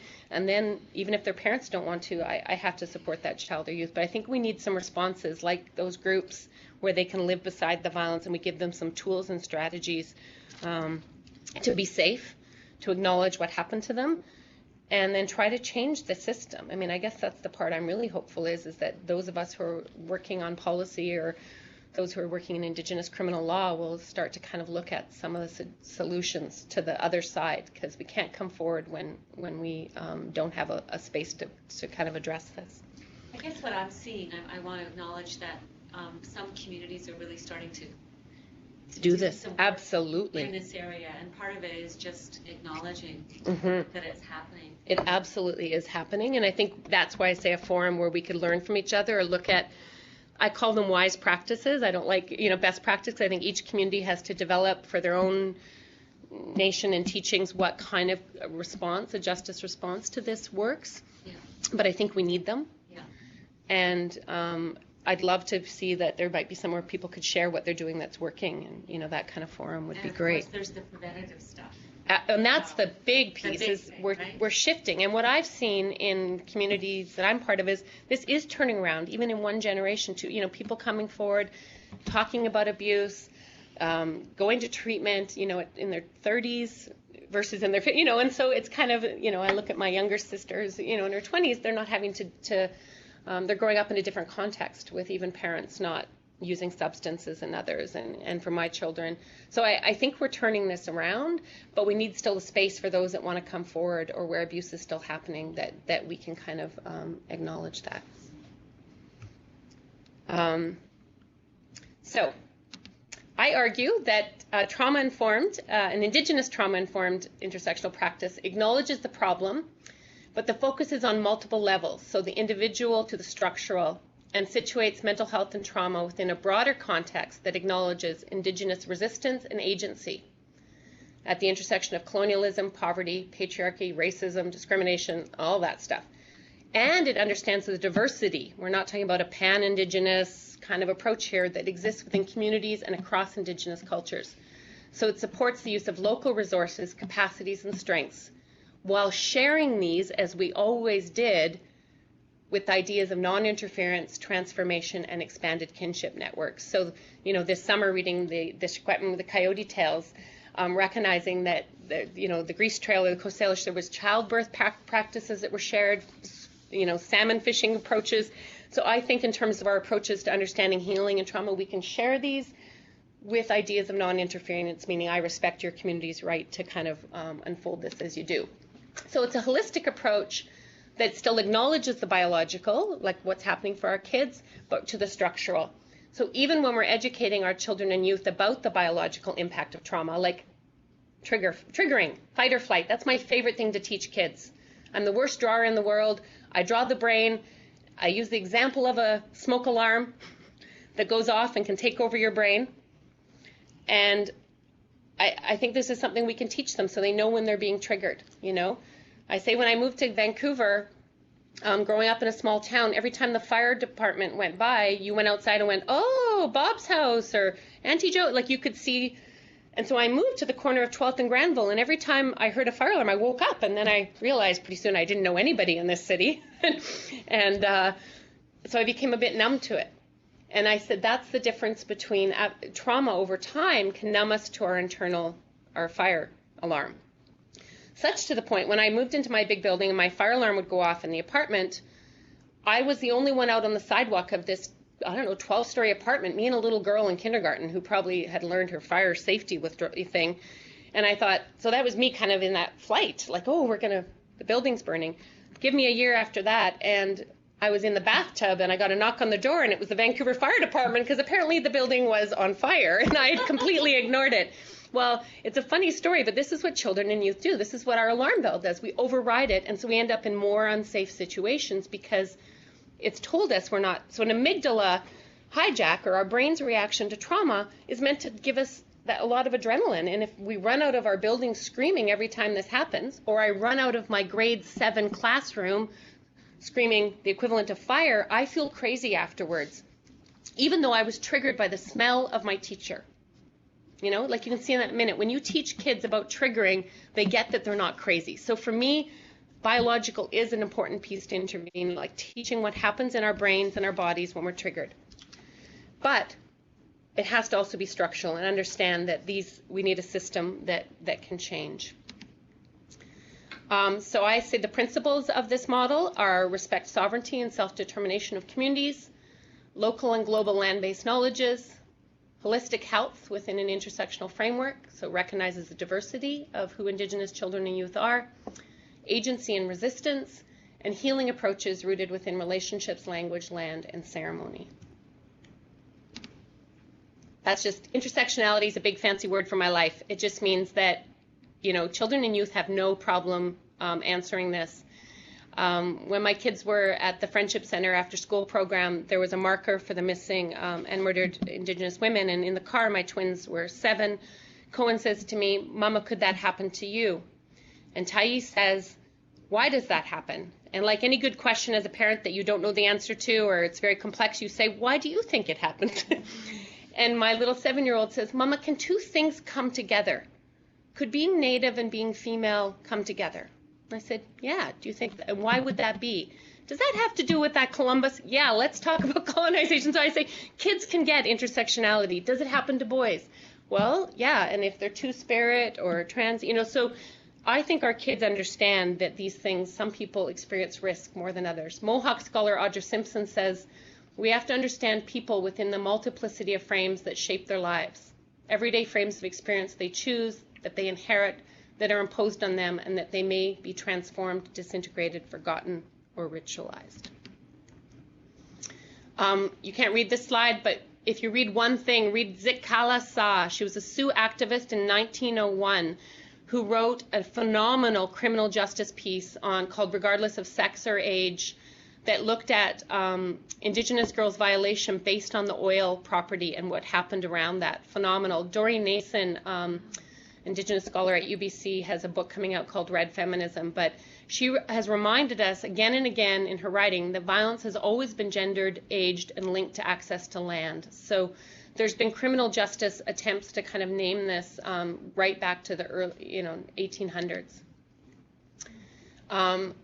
Also, growing up in BC, the BC representative has said we need an intersectional lens that recognizes children in the north and the interior have more health disadvantage. To me, that's just about rural. So I think just to kind of acknowledge that piece. Yasmin Jawani's study in 2006 found that girls identified racism as the #1 form of violence they experienced when you include all the kinds of violence. So not to exclude racism as an important part of our definition. So I suggest, and hopefully we can move toward, and maybe that's the next series, some of these wise practices that people are doing, healing models based on, Esquimaux calls it the 7 sacred values, but I would say the values of your community are important approaches to share. So why does this matter? Well, we know trauma and dissociation regularly feature in the lives of the children and youth we work with. And trauma and living with trauma impacts the daily lives of young people. And their coping is leading to behavior that's criminalized. And I think that's the more important part, that our criminal justice system is filled with our children who have experienced trauma and it's been criminalized and their coping has been criminalized. So we need to work to change the system and the policy responses of that system. Okay, here's my 9 approaches that I think work. This might have to be part 2 when Natalie comes back. But I'm going to try and at least name them all to you, and that will be the next, you can see 100 slides. First one is relationship. We need to build a container for our children and youth. The second one is truth-telling. We have to tell the truth about power and abuse and trauma in society, about colonial history of Canada. We have to have an intersectional or interlocking approach that acknowledges the differences in our children and youth, age, gender, race, sexuality. We know that our kids who are two-spirit or questioning struggle more in rural communities. We need holistic safety, physical, mental, spiritual, emotional, and cultural safety in our programming. Play. Play is never a trauma-informed practice, and it really needs to be, because children, it should be, any child trauma-informed practice has to have play, and in our Indigenous models of play. Strengths, naming and noting the gifts and survivance, links to past, present, and future generations. Connection and meaning. So to reinstate, renew, and revitalize our meanings and connections. We know trauma disconnects our children from us and our communities. We need to help them reconnect. We need to acknowledge their resistance. So their coping that is labeled in the system needs to be seen as resistance for survival. I really feel strongly about that. And then help them be a part of activism and action. I actually think one of the most healing approaches isn't sitting in an individual counseling office, but for children and youth to be a part of social change, part of changing this system and the policies that harm them. and that's a really important approach. I know it's astonishing, we've run out of time. It says, think like a cat, put yourself first. This would have happened an hour ago. But hey, we had a break, let's pretend. I'm going to go through these quick, just so you hear me say something about it, and I'll finish in 10 minutes, or 5 minutes, we have a chance for some questions at the end. Relationship is the first tip, and I just like, this is Métis trauma therapist Shirley Turco. We are in connection and in relationship with water, air, fire, earth, and all of the relatives who have wings, fins, roots, and paws, and this connection flows forward and backward in time through the generations. Trauma fallout is a relationship issue, and we are in relationship with life and land through the generations. That's a pretty strong land-based healing approach that we could consider. That's me and my girls group. I can see I haven't dyed my hair. I see a white streak down the middle every time I look at that picture. Anyways, what the youth said to us over and over again is they haven't had the opportunity to have a safe relationship or experience, and sometimes a group provides a container for them to do that. Relationships matter. I'm going to skip through these, but children develop in relationship with us, and we need to be able to do that.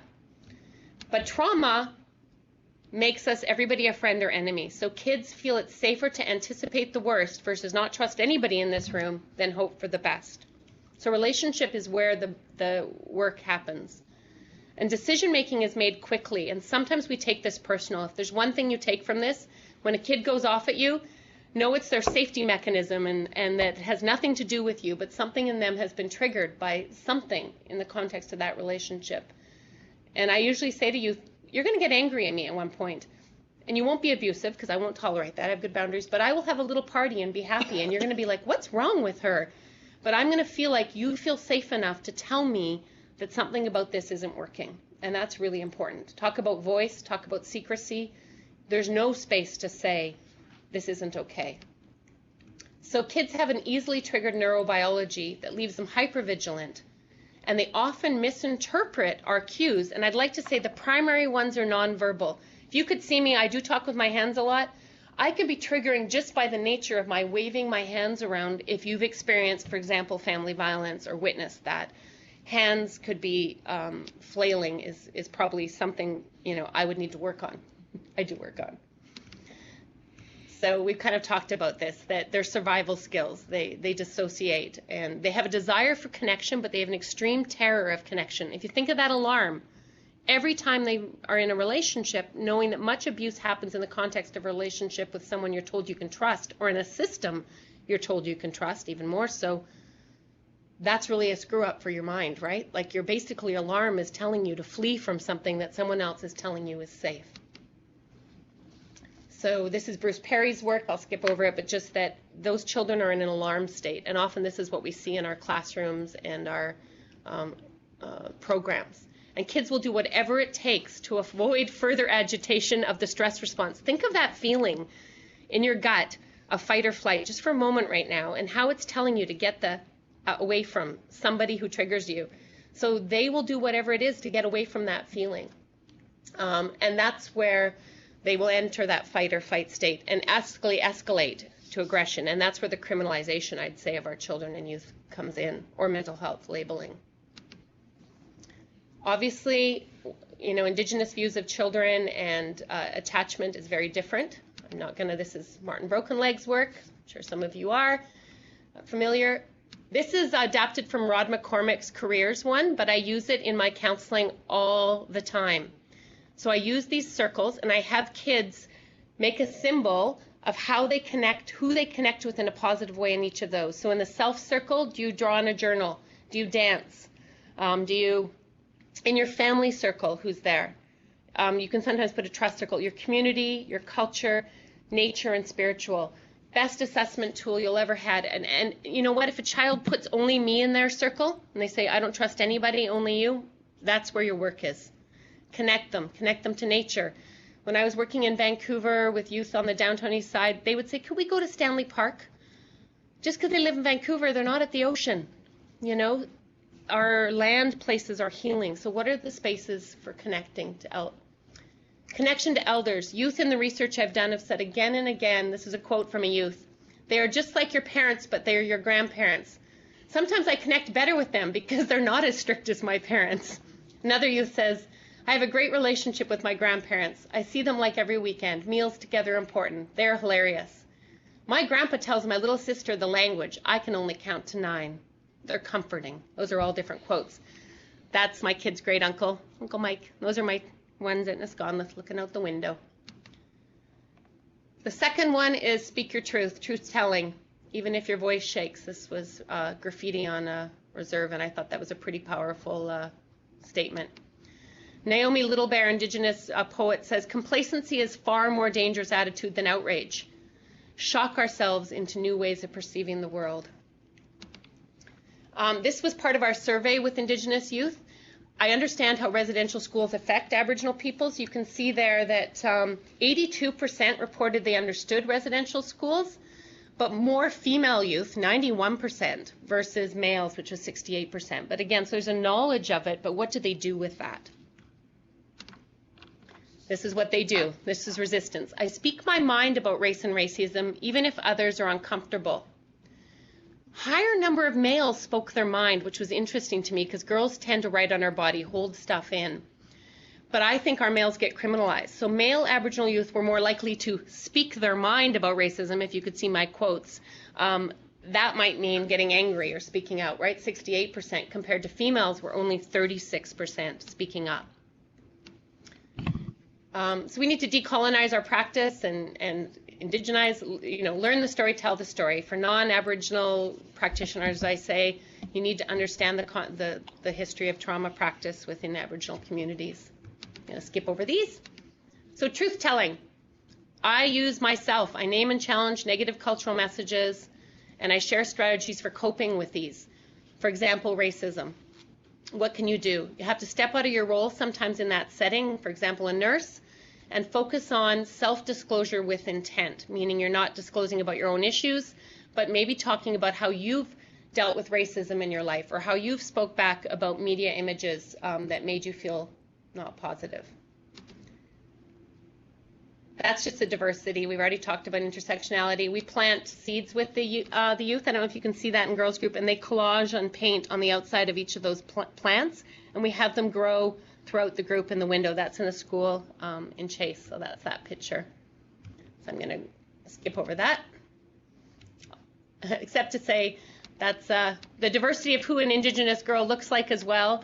And one of the young women in that picture actually was sent to the group at the high school. And she said she was sent because she's brown, and they thought she was Native, but she was actually Filipino, I believe. And she said, but can I stay because you talk about racism? So I think that's pretty telling that, we challenge. Holistic safety, I love this. No dogs. Feels pretty safe to be a cat there. We need safety. I'm going to skip over that because I think we understand safety, physical, mental, that's the boundaries of our program, emotional, and spiritual. So I'm holding a rock right now.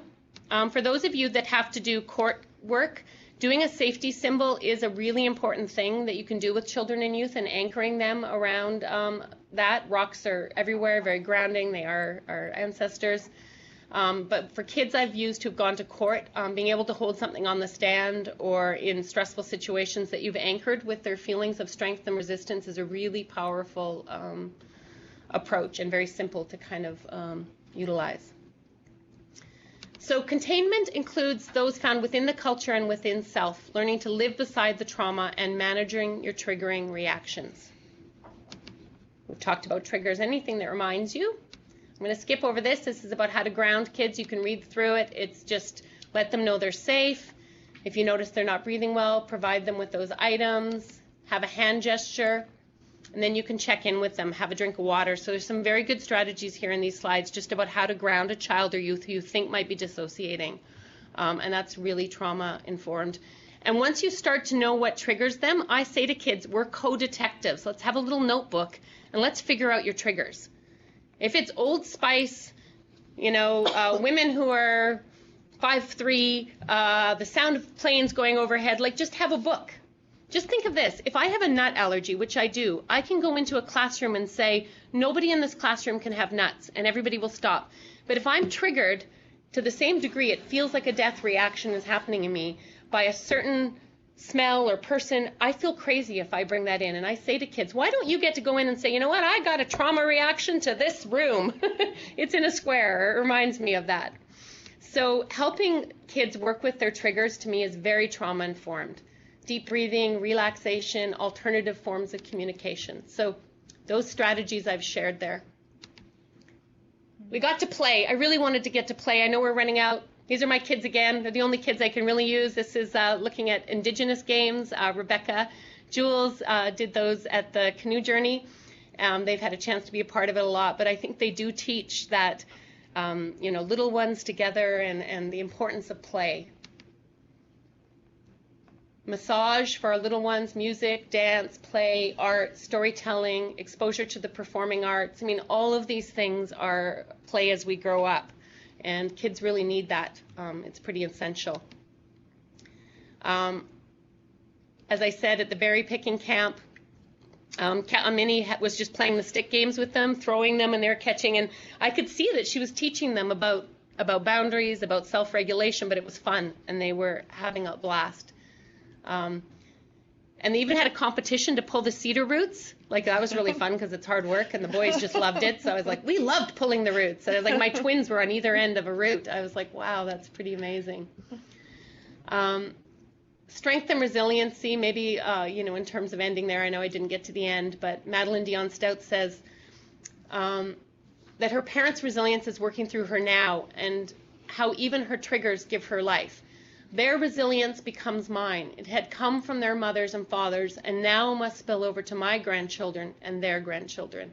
I think if our trauma-informed recognizes their resistance here and now, even though it looks a little bit difficult sometimes for us to understand, and connect it to a history of resistance on this land, that we will benefit the children and youth we work with and give them some places to put that activism.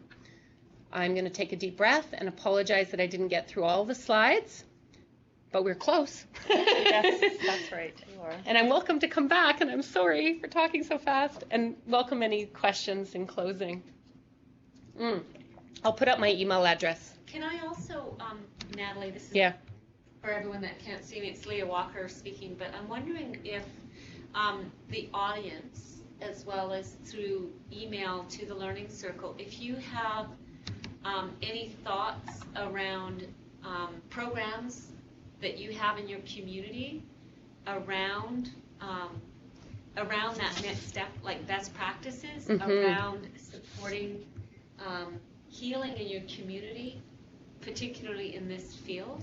It would be great if you would share that with us, and maybe share that with us on this next Learning Circle that we want to book with you. Just throwing that out. Yeah, that'd be great. Yes, that's great. Is there any questions or comments on the video conference? Thank you, Leah, for that. That was on my list. Okay, great. Yeah. Right there. That's great. Comments, questions? And I see a few people are typing on the Adobe Connect, and some of our times we just need to be a little bit patient. I'm patient. That's what I okay. have learned with this whole process. Hi. I've got a question. What are the approaches to take for healing if the home environment is not supportive because of intergenerational trauma? And I'm talking about clients or community members that we're seeing long-term, months, sometimes even years, that it seems like more the counselors are showing up to do the work after, a trusting relationship has been established, but we do the work and then they go home into an environment that sort of disregards anything that they've been working towards. So one of the things that we do is we make, I get shoe boxes from the shoe stores. So excuse to go buy some shoes, get them donated. But no, we actually make a safety and containment box. And so we collage on the outside of it. I have the children and youth collage things that are protective for them, maybe things about their name, just imagery on the outside. But inside, if in a group, I would have something every week that goes into that box that's a tool for taking care of yourself in environments that are not conducive to your healing. Most of the children and youth I work with are living in still kind of chaotic, triggering, traumatic kind of environments. So they need us to tell the truth about that. Most of our programs are designed that you're going home to this loving, supported, believing, and nothing is ever, there's no racism, those things, and it's not true. So what we will put in there, and we will actually talk about how we cope when we go, we're about to have one, the holidays, Christmas holidays, huge time for the children and youth I work with. So this is one where I would use self-disclosure in our group with the youth facilities, and we talk about how we get triggered when we go back home and what do you do and what are the strategies, and we developed tips and techniques. Some of them just sit in their, they create playlists. Sometimes I create music playlists, they're healing, that they can put on their iPod and be reminded. Anchoring is really important. So if they have an experience with you or your group or your resource that is safe, that they know what that's like to experience, that is kind of healing kind of space, how could they take a symbol of that with them? So with one girl I worked with who was moving in and out of still crack shacks and things like that, she lost every one of her belongings, but we'd anchored that. We actually made a FEMO object together, that grounding piece, and she said to me, Natalie, it was like a fish hook or a line between me and you or the girls group. Nobody could see it, nobody knew I had it, and she never lost it, but it anchored that sense. Because what you want is a reminder when you're in other spaces of how to live beside it. We don't want to open people up because it actually can make it worse. If I leave counseling feeling 7 and I have to go get on the SkyTrain and be harassed and called names, I want to make sure in the last 15 minutes of my time with them, it's like very focused, here and now, putting their armor on. With little guys and girls, sometimes I make armor. We imagine it, we visualize it. So what are some of the protective things that you could put around them?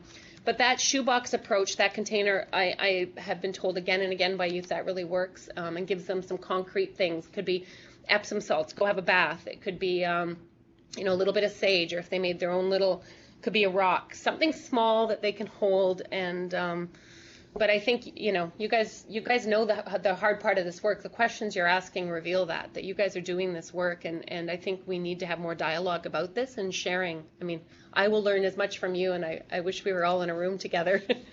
So Sophia's asking, sorry, she missed something about the shoe boxes. What do you get the kids to put into the shoe box? So we put stuff, each group or each session, if it's individual, they would get one thing that goes in their box that is a safety or containment strategy. So if we have a guest come, if it's a nurse, they might get a condom. That is safety. They might get Epsom salts. They might get, like I said, it might be a rock or a stone if we were doing grounding. It might be a story. Sometimes you might have an elder come in and do storytelling, and they might put a little piece of that story in there. Affirmations from others in the group, sometimes we make them. Rebecca and I did it the last girls group. We had all the girls make their own affirmation cards and or like Zen statements. And I just remember one girl wrote, Facebook is not life. I just love that. And they talked a lot about actually that their grandmothers and mothers are actually on Facebook more than them, and that it really interrupts connection. So it's interesting, and that. So I think you could put anything in there that would be a benefit to them, I guess is what I would say. But how amazing to know you have a box to go to when you're kind of feeling desperate and open up. A journal, for sure.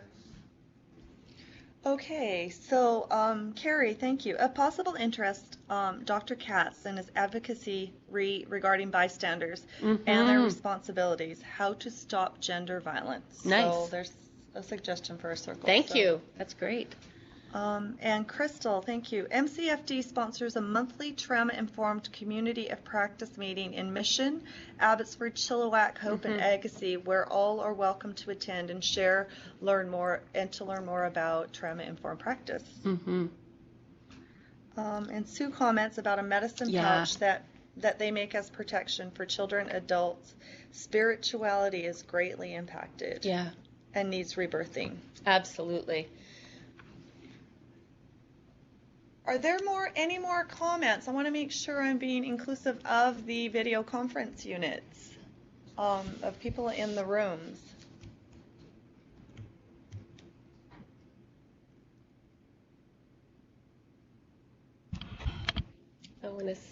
If there isn't, I don't know if anybody's... We still have a few, well, I see one person typing in there, but I do see, prior to the session, I was talking with Natalie about follow-up sessions already, and from just discussions like this and presentations, what else comes from sessions and just in discussion, follow-up sessions to form this into a series, because we definitely see the need by the number of participants we have in the room today. And in addition to our registrations, that people had the intention to participate. So as the session was going on, I wrote a few items definitely that, we're always looking for presenters and facilitators, or you people that are participating might have a suggestion as to who you've worked with or has experience in the background in these particular areas. So one was brain development and trauma, and that also came up during the Indian Residential School Survivor Series. So we do, and there was a whole forgotten bunch, according to our elder from IRSSS, that stated we need to be inclusive of the criminal justice system. So we do have a presentation about neurobiology and trauma on the effects of the brain as it relates to the Indian Residential School, and have some speakers coming in from out in New Westminster and Abbotsford on January 21st. Nice. Another area was the court system supporting child and youth trauma. That's a huge one. In addition to that, you mentioned Sarah Hunt. Now, I've been trying to connect with Sarah to bring her to the Learning Circle. I've met her mom from Victoria. In addition to that, looking at the File Folder Project, which is a BC initiative about children in care, telling their stories, their challenges, but at the same time building on the strength, what they recognize as their personal strengths, and what helped them succeed in their careers and where they're at in their life today. We spoke about Pat Walton and drumming and healing, language, and what he's doing up at Thompson Rivers, and our connection to Pat. I would add, I know you can't see right now, but I have a puppet that I brought. It's a moose. You can see me? Okay, here's my moose. I have many puppets, wolves, buffalo, maybe a session on just play approaches with children and youth. I mean, we sort of just touched on them, but I think kids work very much in metaphors, so it would be great to kind of maybe have some credits for, or maybe in partnership with the Play Therapy Association or something, looking at Indigenous play therapy. Yeah, and I think maybe there's different groups, because there's the youth, but then there's also, like, I'm just thinking in particularly the body work. Yes, the Levine, women, and just for them to map their own bodies. Yeah. Grounding and approaches around mapping bodies, so that workers in communities can hold some of those workshops or work with the youth community or girls groups on maps. Absolutely. Like Yeah, and the girls groups absolutely be willing to share. I don't know, my email we can put, it's on the last slide, but it's just Natalie Clark, Natalie Clark at ubc.ca. And if anybody wants to follow up, personally or anything, I'm absolutely welcome any feedback of any kind, or if you have questions that you don't want to raise here. But just to recognize, we did talk about trauma for 2 hours, and I especially find child and youth trauma can be triggering for all of us, because we've all been children and youth and experienced some of these things. So just to acknowledge that, and hope you fill your raspberry bucket before you leave today. Yeah, so are there any final comments or questions from video conference or Adobe? We do have some upcoming learning circles. November 28th, we have the Grief and Loss and the Balance Wheel. It's our number 4 in a series of sessions to do with the Indian Residential School Survivor Series. Our presenter will be up in the Williams Lake, presenting from the Chilcotin National Government Office, Shirley David. And December 6th, we have added a presentation from HealthLink BC. They are trying to target more of our youth, and a lot of our youth, young youth and older youth, do not have a care card, and they don't know where to get a care card. They don't know about the technology and the links that are available on HealthLink BC. So we're trying to bring more awareness to that issue, and it was quite a fast rollout. They actually just contacted us at the beginning, actually yesterday, and we had this rollout. So just if you have any youth who are at risk, can benefit from this HealthLink BC resource list, send them our way, and we'll ensure that they can participate. January 21st, I mentioned this a little bit earlier, residential school in the criminal justice system. We have Gerald Bent from Corrections Canada.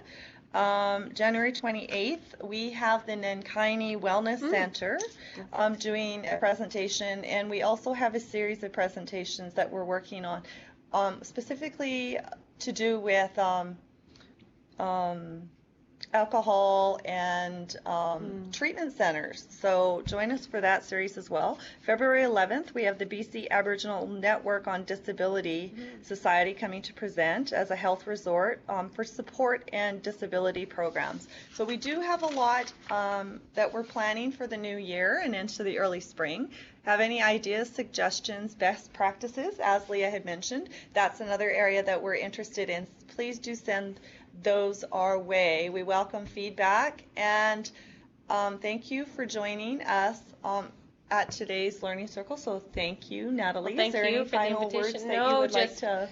Yeah, thanks to everyone. I know it's actually kind of heartening that our circles of connection can be happen in many different ways, and so it's my first time with so many people on the phone and the computer, so used to being in person, but thank you for the opportunity to connect in the way that we can in this big province. Cook's Jam. Thank you. So Dale has one final comment on Adobe. Thank you, Natalie and Crystal. I've spent a wonderful morning at home with this important conversation, filling my kitchen and living room, while my wife and I have been processing some of these truths. I work with adolescents and adults. Oh, Dale. thank you, Dale. Nice word to finish on. Haichka. Yeah. Thank you. Yes, thank you, Leah. Bye. Bye. Have a great day. Practice that self-care. Yes. Nice.